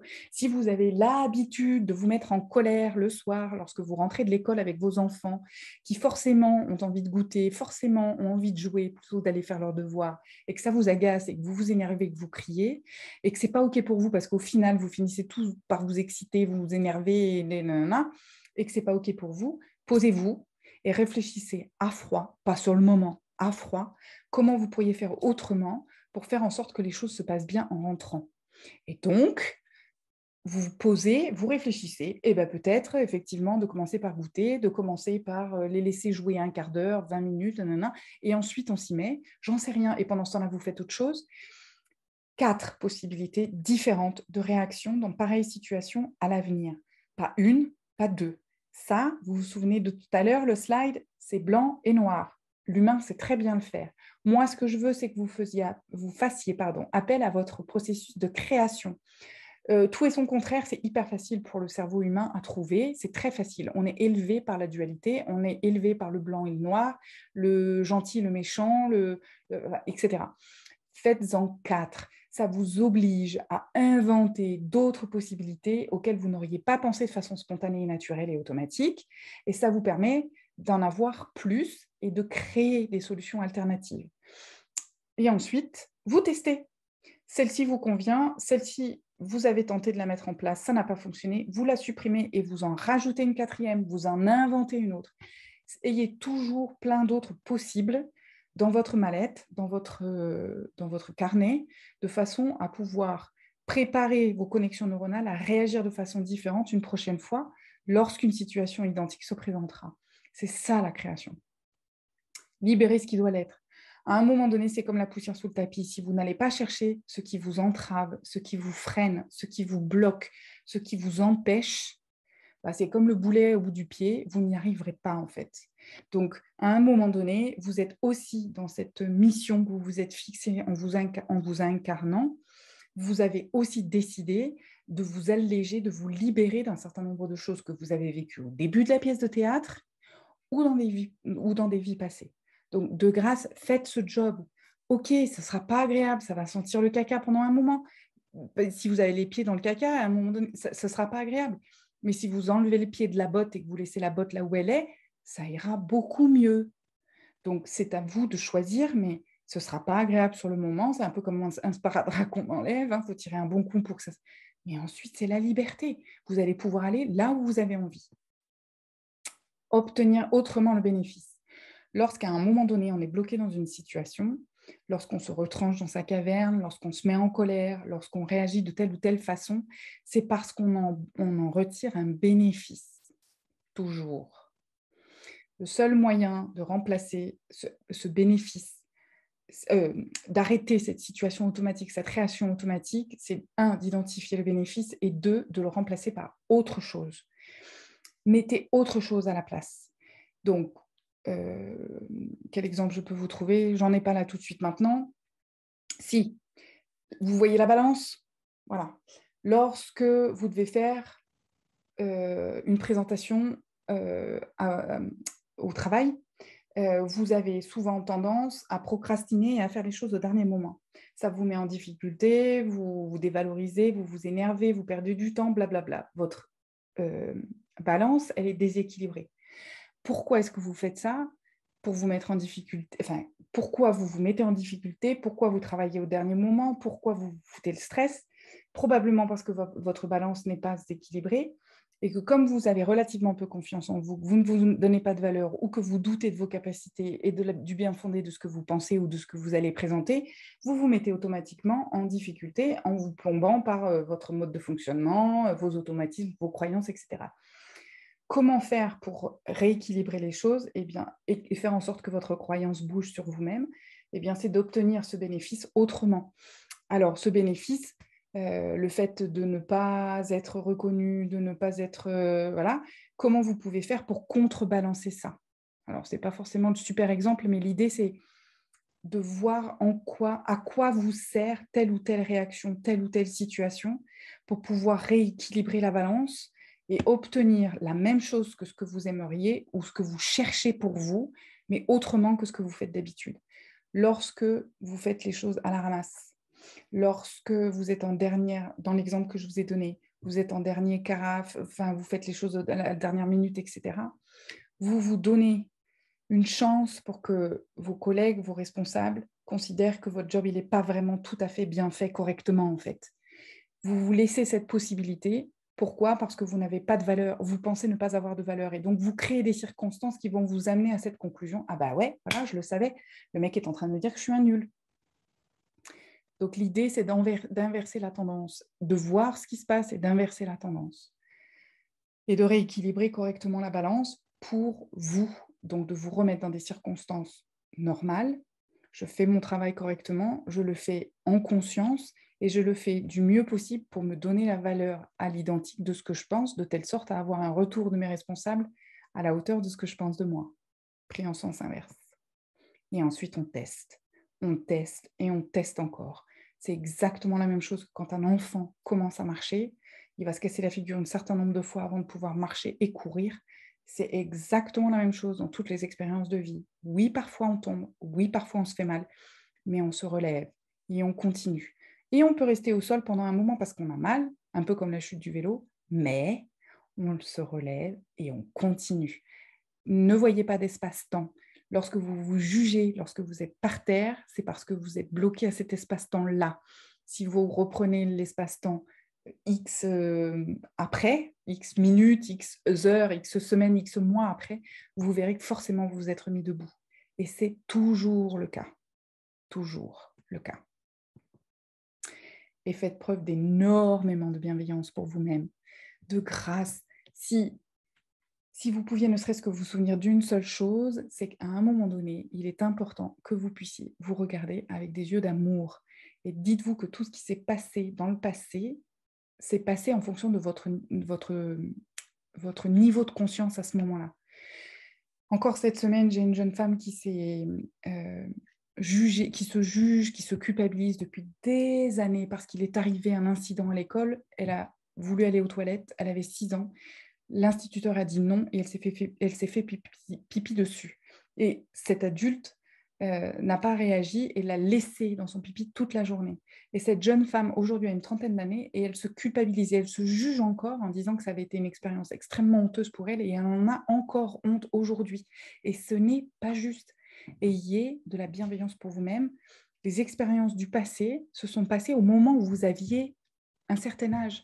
Et ce petit cerveau de 6 ans à l'époque ne pouvait pas savoir comment réagir, comment faire dans pareille situation, autrement qu'en demandant à un adulte. Et si l'adulte disait non, comment pouvait-elle faire autrement? Oui, elle aurait pu s'enfuir, elle aurait pu y aller en secret, elle aurait pu, etc. Sauf que jusqu'à ses 6 ans, son petit cerveau avait été conditionné pour être la petite fille parfaite, celle qui ne parle pas, celle qui ne dit rien et qui écoute ce que les adultes disent. Donc comprenez bien qu'avec un petit cerveau qui a été conditionné, éduqué comme ça, elle ne pouvait pas réagir autrement. Et aujourd'hui, elle se condamne encore à l'âge qu'elle a, maman, 30 et quelques années, je ne sais pas quel âge elle a, d'avoir eu cette situation honteuse à cette époque-là. De grâce, faites preuve de bienveillance. C'est arrivé, ce petit cerveau avait 6 ans. Comment aurait-il pu réagir autrement? C'était pas possible. Donc, ayez cette capacité de changer de siège et d'aller vous asseoir dans le siège de l'âge où vous aviez lorsque vous vous êtes trompé, lorsque vous avez échoué, lorsque vous n'avez pas su réagir, lorsque vous avez fait une erreur, et revoyez l'âge la situation dans l'âge que vous aviez à ce moment-là, en fonction de ce que vous saviez de ce moment-là, en fonction de ce que vous aviez comme capacité, comme possibilité à ce moment-là, et cessez de vous juger. Restez dans la bienveillance et dans l'amour en fonction de ce que vous êtes aujourd'hui, avec le cerveau mature que vous avez de quelques années de plus, et regardez votre passé avec bienveillance et avec amour. Il n'y a que ça qui peut faire qu'à un moment donné, vous testez encore. Il n'y a que ça qui peut faire que vous allez chercher d'autres possibles, que vous allez arrêter de mettre la poussière sous le tapis, obtenir autrement le bénéfice ou libérer ce qui doit l'être. Voilà, donc ça, c'est un message que vraiment, vraiment, vraiment, je veux relayer parce que c'est important, à mon sens, que chacun puisse se regarder avec des yeux d'amour. Voilà, c'est, je crois, terminé pour la conférence. Juste, je fais un tout petit maintenant, quelques minutes rapides pour vous expliquer. Si vous souhaitez aller plus loin dans la démarche, vous pouvez prendre rendez-vous gratuitement sur mon site pour choisir un accompagnement. Donc, c'est une petite visioconférence de 15 minutes gratuite qui permet d'échanger, vous et moi, en direct sur votre problématique, votre question, votre... Voilà. Et ensuite de choisir ou pas, c'est vous qui verrez, de prendre une séance individuelle avec un rendez-vous, de faire un atelier action ou un stage sur plusieurs jours avec 3 niveaux différents. Les séances individuelles, je vous ai mis là. Alors, vous aurez dans le replay qui vous sera envoyé demain, vous aurez tout ça, donc vous pourrez le revoir tranquillement, donc je vais passer un petit peu vite. Des séances individuelles, alors je vous ai mis ici les séances individuelles, donc je fais des séances individuelles en face à face, je fais des lectures de mémoire akashique. Pour ceux qui vont me poser la question, qu'est-ce que c'est que les mémoires akashiques? C'est justement toute l'histoire de votre âme dans cette vie et dans les précédentes, les nettoyages énergétiques de lieux, des séances de magnétisme. Pour les ateliers action, voici tous les ateliers que je peux être amenée à faire avec toutes les thématiques. Vous retrouverez absolument tout sur mon site internet. Les stages, niveau 1, niveau 2, niveau 3, donc chaque fois c'est 2 jours, dont le niveau 2 et 3 en présentiel, donc on reste ensemble dans un lieu génial. Donc vous avez quelques photos là. Vous avez ici les thèmes des stages. Et puis enfin, et pour finir, je propose également, suite à demande de certains patients, des packs qui permettent de regrouper des consultations, des stages et des ateliers. Et vous avez, grâce à cette conférence ce soir, une réduction sur le prix de ces packs. Ces packs sont à consommer sur une durée, 12 ou 18 mois. Donc, vous avez largement le temps de choisir, de faire tel ou tel atelier, tel ou tel stage en prenant ces packs. Voilà.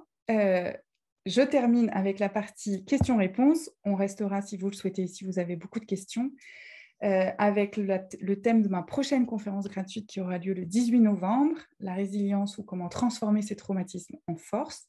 Et je vous laisse maintenant la parole, si vous le souhaitez, pour des questions. Et je réponds à toutes les questions qui seront posées.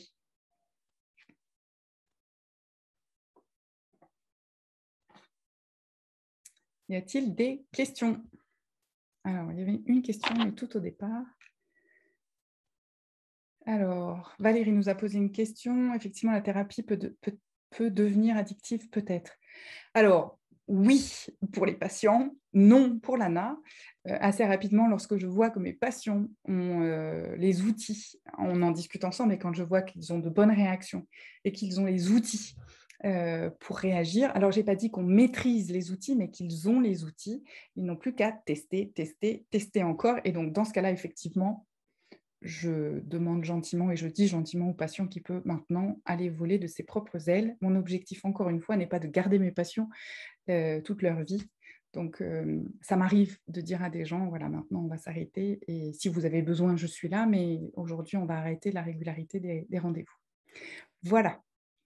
Alors, Lisa, pourquoi une âme incarnée décide-t-elle de se suicider? Eh bien, tout simplement parce que ça peut être son rôle.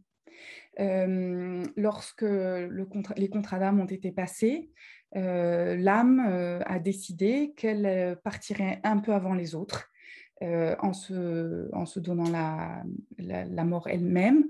Et souvenez-vous que les contrats d'âme sont forcément en interrelation avec tous les autres acteurs de la pièce. Et peut-être que lorsque le contrat d'âme a été signé entre celle qui a décidé de se suicider, de partir un peu plus tôt, c'est aussi un contrat avec ceux et celles des autres, enfin, les autres âmes qui ont décidé de rester pour apprendre peut-être l'abandon, pour apprendre peut-être voilà, le fait de se sentir seul et de ne plus avoir quelqu'un pour l'aider. Et donc, du coup, voilà, en fait, c'est j'allais dire bipartite, mais en fait, c'est multipartite. Lorsqu'une âme décide de partir avant, c'est que c'était ce qu'elle avait choisi et que ça allait servir à tous ceux qui sont en interaction avec elle, aussi dans l'apprentissage de quelqu'un qui part. Voilà pour Lisa. Ensuite, alors Valérie, coucou, comment sortir de la croisée du chemin?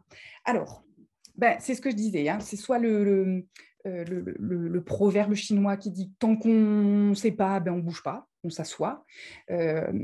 Donc, on reste assis et on attend de savoir, voilà, est-ce que j'ai envie de prendre le chemin à gauche ou le chemin à droite? Si la réponse ne vient pas, c'est le proverbe chinois qui dit ça, il ne faut pas bouger, il faut rester assis.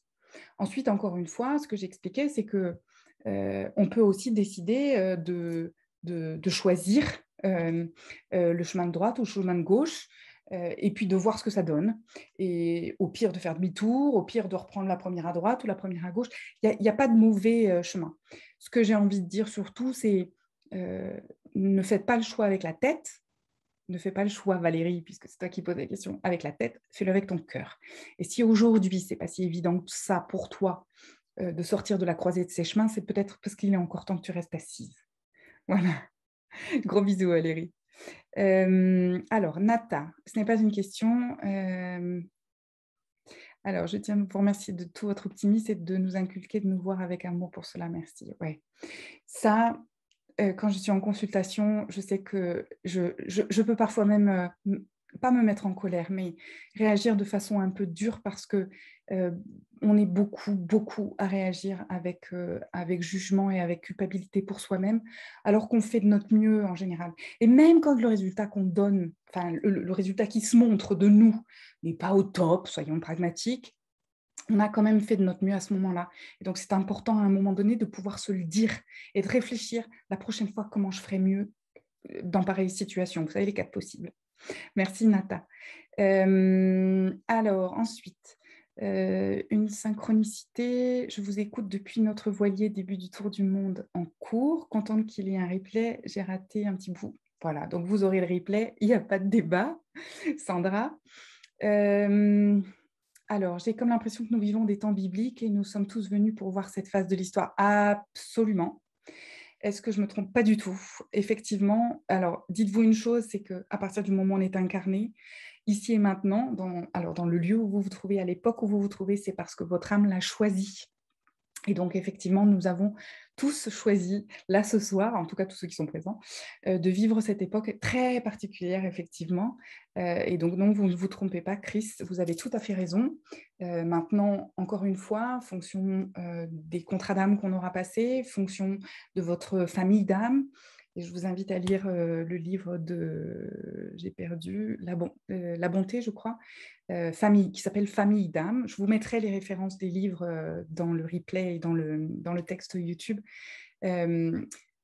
On a tous une famille d'âmes, donc il y a ceux qui vont réagir, ceux qui vont aller à la bataille, il y a ceux qui vont rester alignés, simples, pour montrer qu'on peut rester aussi très aligné et très lumineux dans cet apocalypse, comme vous dites. Donc chacun son rôle. À chacun de voir quelle est la réponse qui correspond à votre cœur et non pas à votre tête. Merci Chris pour la question. Merci Val. Alors, Jean-Michel nous dit « Bonjour, depuis tout jeune, autant que je m'en souvienne, j'ai l'idée de suicide dans la tête. Est-ce que je suis passée à l'acte dans une autre vie ?» Très possible, Jean-Michel. Absolument. Et que je l'ai gardé en moi. Alors oui, absolument. C'est tout à fait possible que vous ayez gardé cette empreinte dans cette incarnation et que vous ayez gardé l'empreinte, le traumatisme en vous venant d'une autre vie. Une des façons peut-être de passer outre et de guérir cette empreinte serait d'être en contact avec des personnes qui ont été guéries, d'accompagner des personnes qui sont peut-être pas très bien, de lire des livres qui concernent ce domaine-là. Vous pourriez peut-être trouver des solutions par le biais de témoignages, par le biais d'aide ou de services rendus à des personnes qui sont en difficulté. Je ne sais pas, cherchez comment vous pourriez amener votre petit grain à vous sur ce sujet-là, sans vous mettre en difficulté vous-même, hein, Jean-Michel bien sûr, mais en amenant votre petite patte à ça. Voyez comment vous pourriez être au service peut-être, ou en tout cas peut-être faire quelque chose pour que ce soit moins présent chez vous. Alors, je ne sais pas, là, je ne vous connais pas, c'est une question comme ça, mais ou que ce soit moins présent chez vous au quotidien. Voilà, des pistes de réponse pour Jean-Michel. Annie, je souffre beaucoup de mon caractère parfois colérique. Alors déjà, vous allez arrêter. Alors, vous voyez, on serait en consultation individuelle. Je vous dirais, Annie, temps mort. Je fais ce signe-là avec mes patients, temps mort. Je vous interdis à partir de ce soir de vous condamner, de vous juger sur votre caractère parfois colérique. Si vous n'arrivez pas à sortir de ce schéma, c'est que vous avez quelque chose en vous qui fait que vous réagissez comme ça. Donc la culpabilité, le jugement, dehors. Alors, vous savez quoi? On est en période de Covid, je vais vous faire rire, mais je dis à mes patients, on n'a plus le droit d'aller sur les terrasses pour boire des coups, etc., autrement qu'en ayant un pass sanitaire. Eh bien, envoyez votre culpabilité, votre colère, vos regrets, qu'est-ce que vous m'avez dit d'autre? Voilà, en terrasse, boire un coup, et posez-vous la question à vous, à quoi ça vous sert? À quoi ça vous sert d'être en colère? À quoi ça vous sert de culpabiliser? À quoi ça vous sert d'avoir des regrets? Voilà, de telle sorte à ce que vous puissiez savoir quel est votre bénéfice à être dans cet état-là. À quoi ça vous sert? Voilà. Donc, est-ce possible de s'en sortir? Bien évidemment, si vous m'aviez connu dans ma première vie, oui, bien sûr, on peut s'en sortir. L'idée, c'est de travailler un tout petit peu et pour ça, n'hésitez pas à prendre un rendez-vous de 15 minutes, on en discutera toutes les deux. Voilà pour Annie. Alors ensuite, je viens de vivre le suicide de mon compagnon il y a 3 semaines. Je suis désolée et je vous présente toutes mes condoléances. Il s'installait à la maison, nous étions très amoureux, nous étions ensemble depuis 8 mois. J'avais vécu une séparation difficile il y a 1 an et demi. J'ai beau essayer de comprendre pourquoi je vis ça. Pensez-vous pouvoir m'aider? Oui, alors je n'ai pas votre prénom puisque c'est la bourlingue qui s'affiche, mais oui, bien sûr que je peux vous aider et surtout, vous pouvez vous aider vous. Donc, n'hésitez pas à prendre un rendez-vous de 15 minutes et on en discutera ensemble. Bien sûr, je ne pourrai pas apaiser votre douleur et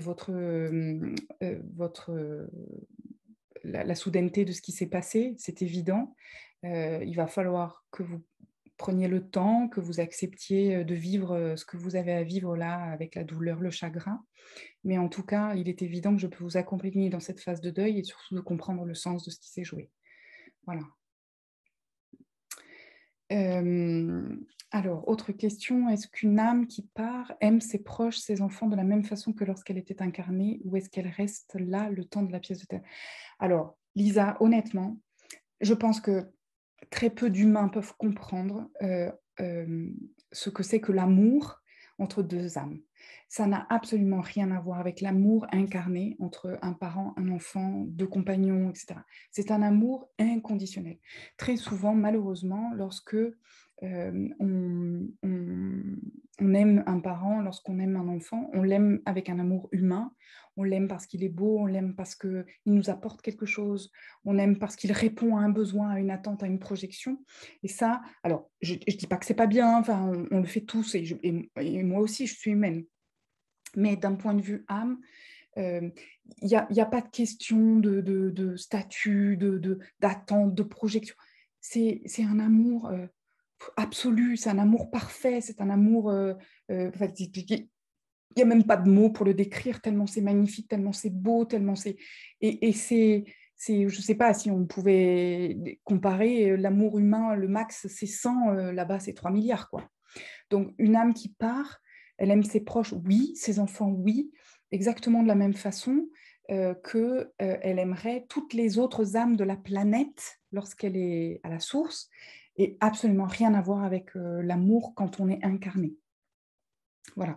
Et est-ce qu'elle reste là le temps de la pièce de théâtre? Oui, toutes les petites âmes qui nous quittent avant, et je dis ça aussi pour... alors, c'est Stéphanie. Merci Stéphanie pour m'avoir donné votre prénom. Et je dis ça aussi pour Stéphanie. Toutes ces petites âmes qui nous quittent avant la fin de la pièce restent en arrière-plan, je l'ai dit tout à l'heure. En fait, c'est comme si toutes ces âmes restent dans les coulisses, en fait.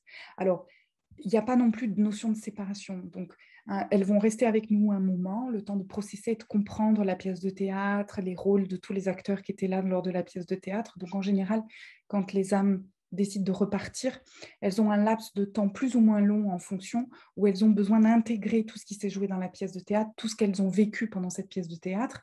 Donc, cette période-là, elle est variable en fonction des âmes. Mais en tout cas, elles restent un moment dans les coulisses de la pièce de théâtre. Et puis ensuite, elles peuvent repartir, mais elles peuvent aussi rester tout le temps de la pièce de théâtre et partir en même temps. Il n'y a pas de notion de... Quand j'ai un corps, là, je suis devant l'ordinateur en train de vous parler, je ne peux pas être dans mon salon en même temps. Les âmes n'ont pas cette notion-là, donc elles peuvent absolument se réincarner ailleurs tout en étant présents. Il n'y a pas cette notion de séparation. Donc, il suffit simplement de les solliciter, de leur demander de l'aide, et ils viennent comme ça, même, quand bien même elles auraient éventuellement été réincarnées X années après. Voilà, je ne sais pas si c'est clair, Lisa, ma réponse. J'essaye de faire au mieux. Comment savoir de quelle famille d'âmes nous faisons partie, Marilyn? Alors, pour ça, je vais vous donner, et si jamais j'oubliais, mais je vais essayer de me le noter tout de suite après, je vous donnerai la référence d'un livre. Ça s'appelle Famille d'âmes. Voilà, aussi simplement que ça. Et je crois, j'ai un trou, mais je crois que c'est Marie-Lise La Bonté. Je vais vous retrouver ça. Bon, il y en a qui lèvent la main, je pense que c'est ça, pour ceux qui savent. Lisez ce livre. Alors, vous vous souvenez, c'est comme, je ne sais pas si c'est la Marilyn que je connais, mais si c'est la Marilyn que je connais, c'est comme tous les exercices et les devoirs que je vous fais faire pendant les consultations individuelles. Lisez ça sans forcer avec votre Robert de dire ah, alors je fais partie de celle-là, non, je fais partie de celle-là, non, je fais partie de celle-là. On s'en fiche. Lisez et voyez ce qui résonne en vous. Est-ce que ça, c'est ah non, ça clairement, c'est pas pour moi, ça non, j'hésite entre deux, ok, j'attends de voir. Encore l'histoire de la contrée, là, des chemins, j'attends de voir ce qui me parle le plus. Et à un moment donné, je vais trouver. Et vous relisez, vous relisez. Et si vous ne trouvez pas, c'est que ce n'est pas le moment pour vous. Voilà, aussi simplement que ça. Voilà pour Marilyn. Stéphanie, merci pour votre prénom. Je saurai comme ça me souvenir de vous si vous me contactez. J'ai entendu parler du syndrome du jumeau perdu. Je me sens concernée, une âme qui ne s'est pas incarnée alors que moi, je le suis absolument. Alors, Régine, je ne vais pas parler du jumeau perdu là tout de suite ce soir parce que ça fait pas, je prendrai trop de temps et c'est un sujet passionnant pour moi. Je vous invite, Régine, à aller voir sur ma chaîne YouTube. J'ai mis une vidéo en ligne d'une heure où j'ai fait une conférence sur le syndrome du jumeau perdu et je fais des ateliers. Donc, je vous invite à aller voir cette vidéo si vous êtes intéressés et à venir lors d'un atelier où effectivement je fais des tests en direct, donc on échange sur ce syndrome et on fait le test en direct pour savoir si oui ou non vous êtes vraiment concerné. Et je lance pendant l'atelier, pour chaque personne qui vient et qui le souhaite, un mouvement de guérison pour atténuer les symptômes et pouvoir continuer sa vie sereinement. Voilà, donc si ça vous intéresse, Régine, je vous invite à aller voir la vidéo et à me recontacter après. Merci pour votre... C'est vrai que je pense être tournée vers les autres. Je suis dans des associations. Parfait, Jean-Michel.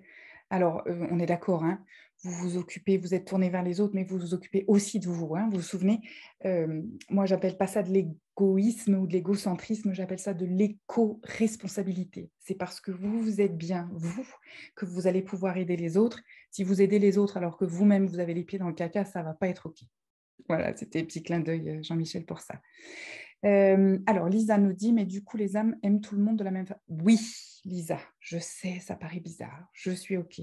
Mais oui, les âmes aiment absolument tout le monde. Tout le monde.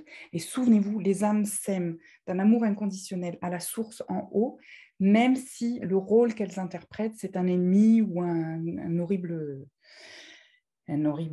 bonze, eh bien, l'amour exprimé par les âmes reste absolument extraordinaire et ne tient pas compte des rôles des incarnations.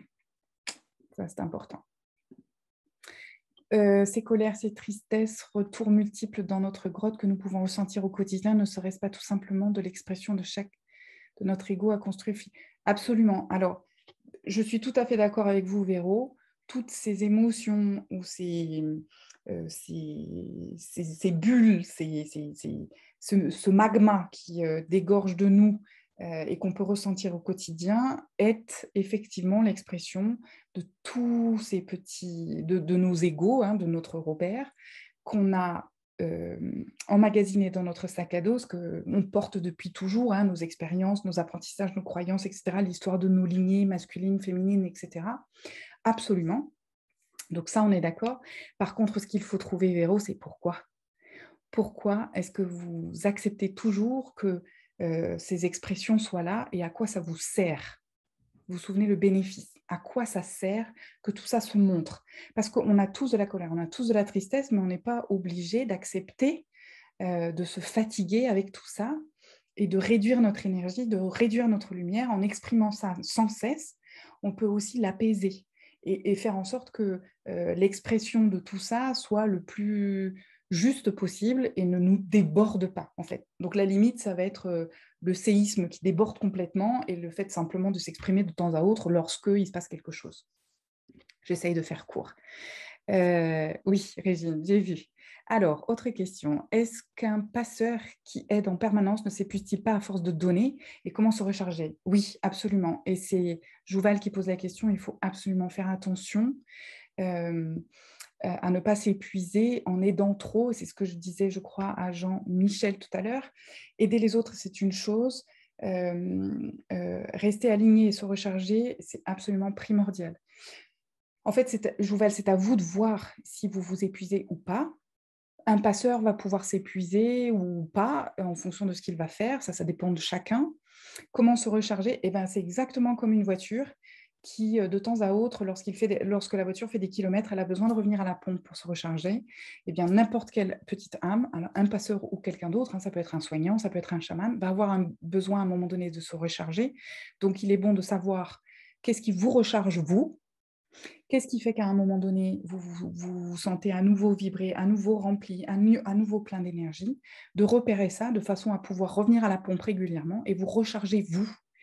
Donc, trouvez qu'est-ce qui vous fait vibrer, qu'est-ce qui vous plaît, qu'est-ce qui vous nourrit, qu'est-ce qui vous fait vous sentir bien. Moi, en consultation individuelle, je fais noter, j'appelle ça le réservoir, vous voyez, recharger réservoir. Je fais noter les personnes, tout ce qui les recharge dans leur propre, qu'est-ce qui les recharge dans leur réservoir, d'en faire une liste. Pourquoi? Parce que souvent, quand on est épuisé, quand on est fatigué, c'est qu'on est allé au bout et on n'a plus la force de se souvenir de ce qui peut éventuellement nous recharger. Alors que si c'est écrit noir sur blanc, alors je ne l'ai pas là, mais mes patients viennent avec un petit carnet souvent qu'on met dans la poche et c'est de noter. Se recharger, le réservoir peut être rempli avec de toutes petites choses, manger un carré de chocolat, respirer l'odeur du café, regarder un petit oiseau dehors, aller marcher pieds nus dans la nature, lire un livre, se poser, faire le chat sur le canapé. Comme ça peut être de grandes choses, des voyages, des trucs. Voilà, c'est à vous de trouver qu'est-ce qui peut vous recharger, de telle sorte à pouvoir, à n'importe quel moment, que vous puissiez vous poser la question, où en est mon réservoir? Est-ce que je suis sur la réserve de mon réservoir dans mon véhicule, ou est-ce que le réservoir est plein et dans ce cas-là, je peux continuer effectivement à aider les gens autour de moi? Bon, j'espère que j'ai répondu. Elena, une personne qui décède, combien de temps après son décès se réincarne-t-elle? Alors, Elena, c'est variable. Ça dépend de la pièce de théâtre de la personne qui décède et de son niveau de conscience. Une personne qui aura eu un rôle terrible, d'un bourreau, de quelqu'un qui a fait des choses mauvaises, qui a fait du mal autour de lui et qui n'a eu aucune conscience d'avoir fait du mal, aucune conscience à aucun moment dans sa vie, va forcément processer beaucoup plus longtemps que quelqu'un qui, ne serait-ce que sur son lit de mort, par exemple, a commencé à prendre conscience d'un certain nombre de choses.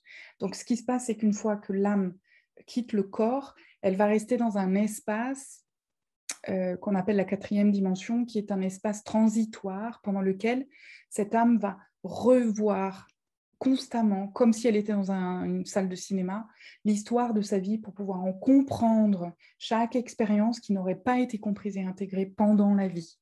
Donc c'est variable.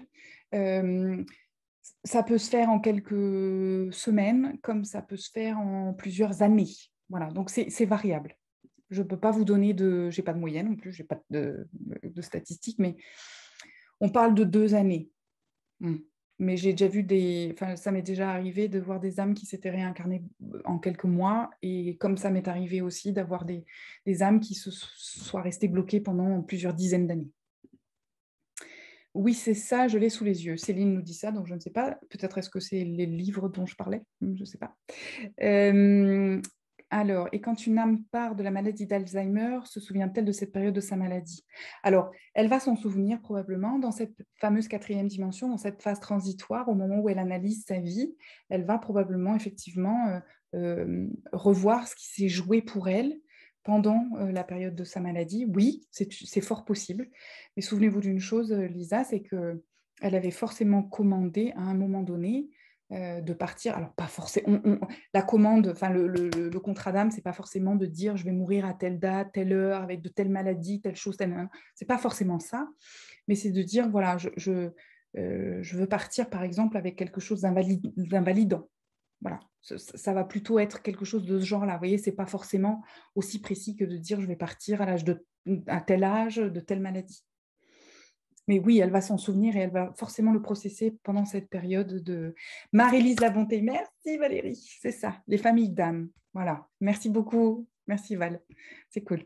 C'est ça, donc le livre dont je vous parlais sur les familles d'âmes, c'est Marie-Lise Labonté. Merci Valérie. Comment peut-on percevoir ces aides autour de nous? Alors, j'ai un outil là-dessus, un atelier pardon, là-dessus, Béatrice.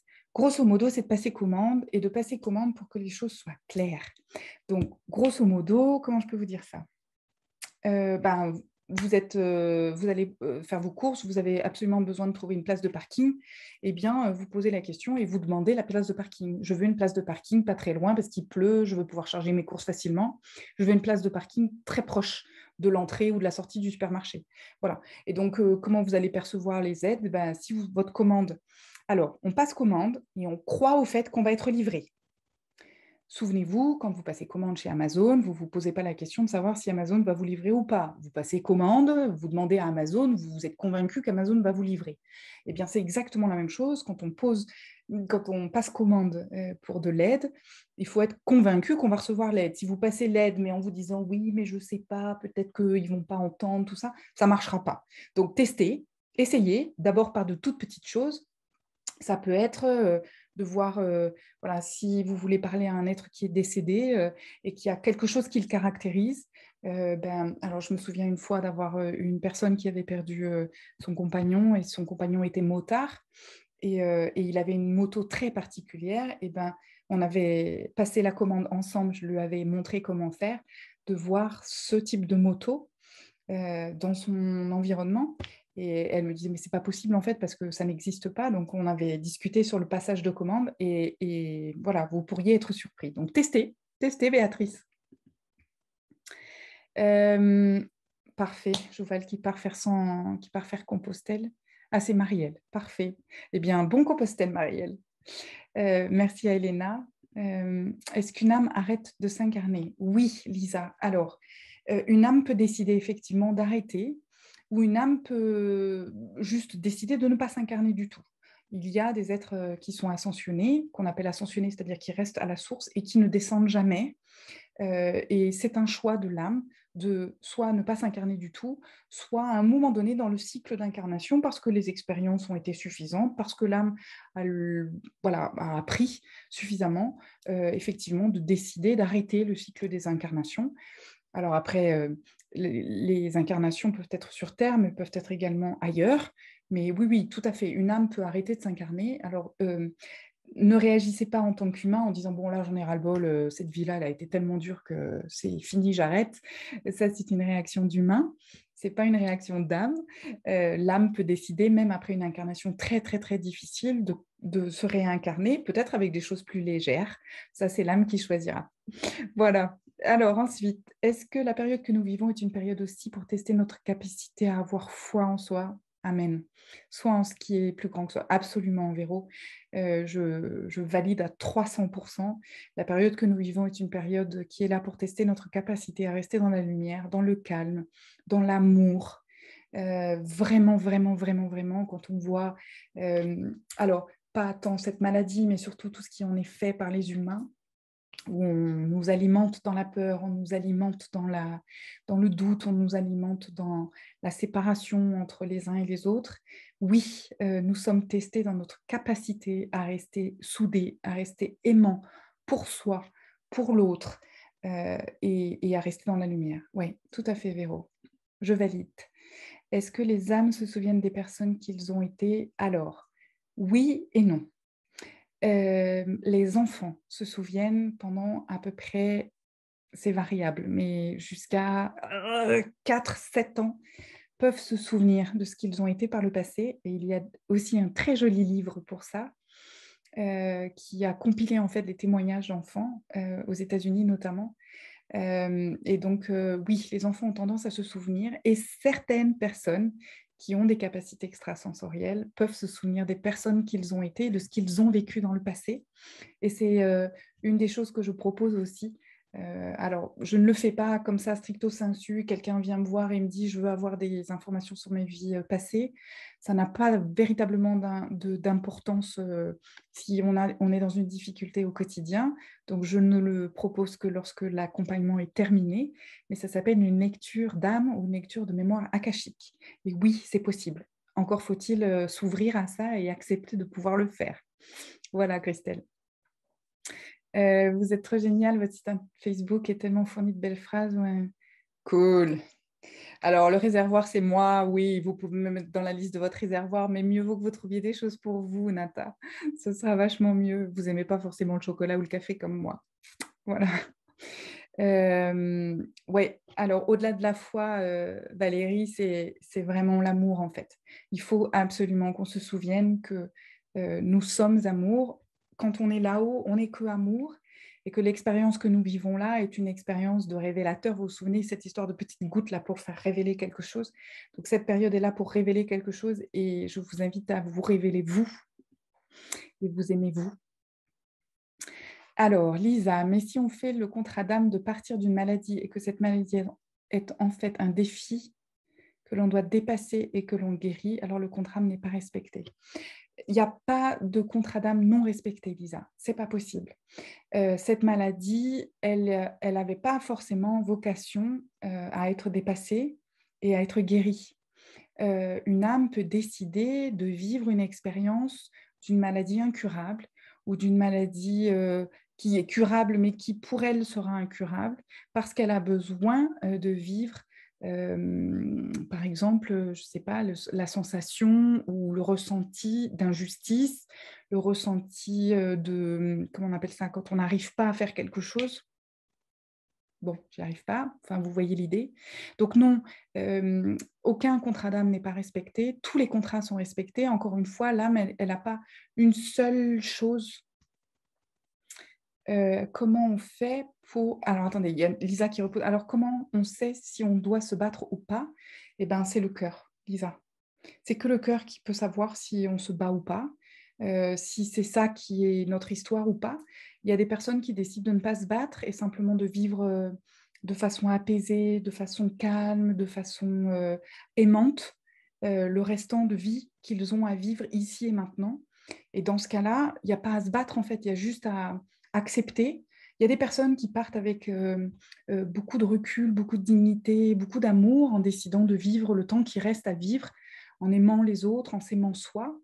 Et c'est aussi une belle leçon, ça, pour les autres âmes qui sont dans la pièce de théâtre, de voir cette petite âme qui est malade, qui est peut-être condamnée et qui décide de vivre ça de façon sereine, de façon apaisée, sans se battre, sans vouloir absolument... voilà. C'est une autre expérience, Lisa.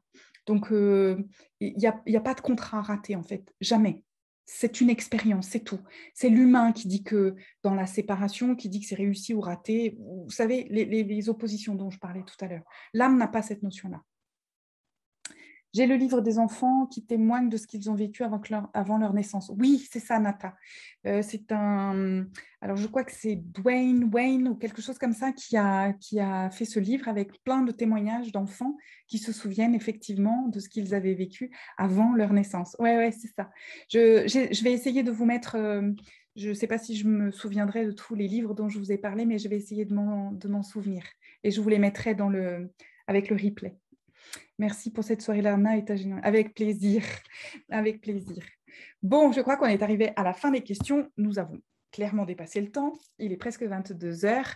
Je voulais en tout cas vous remercier tous. Merci à vous d'avoir été là, présents. Merci infiniment. Vous avez été extrêmement nombreux à vous inscrire et à être présents. Donc, je voulais vous remercier infiniment. J'espère que vous arriverez à vous regarder avec bienveillance et à apprendre de plus en plus à vous aimer, vous, sans vous faire influencer par tout ce qui peut se passer à l'extérieur. Alors, je ne parle pas forcément que de la situation sanitaire et de tout ça, mais aussi de ce qui se passe dans vos vies, avec vos familles, les petites âmes que vous avez autour de vous dans votre pièce de théâtre, et à vous aimer, vous. Voilà, bah écoutez, je vous remercie infiniment. Merci à vous aussi. Belle fin de soirée. Juste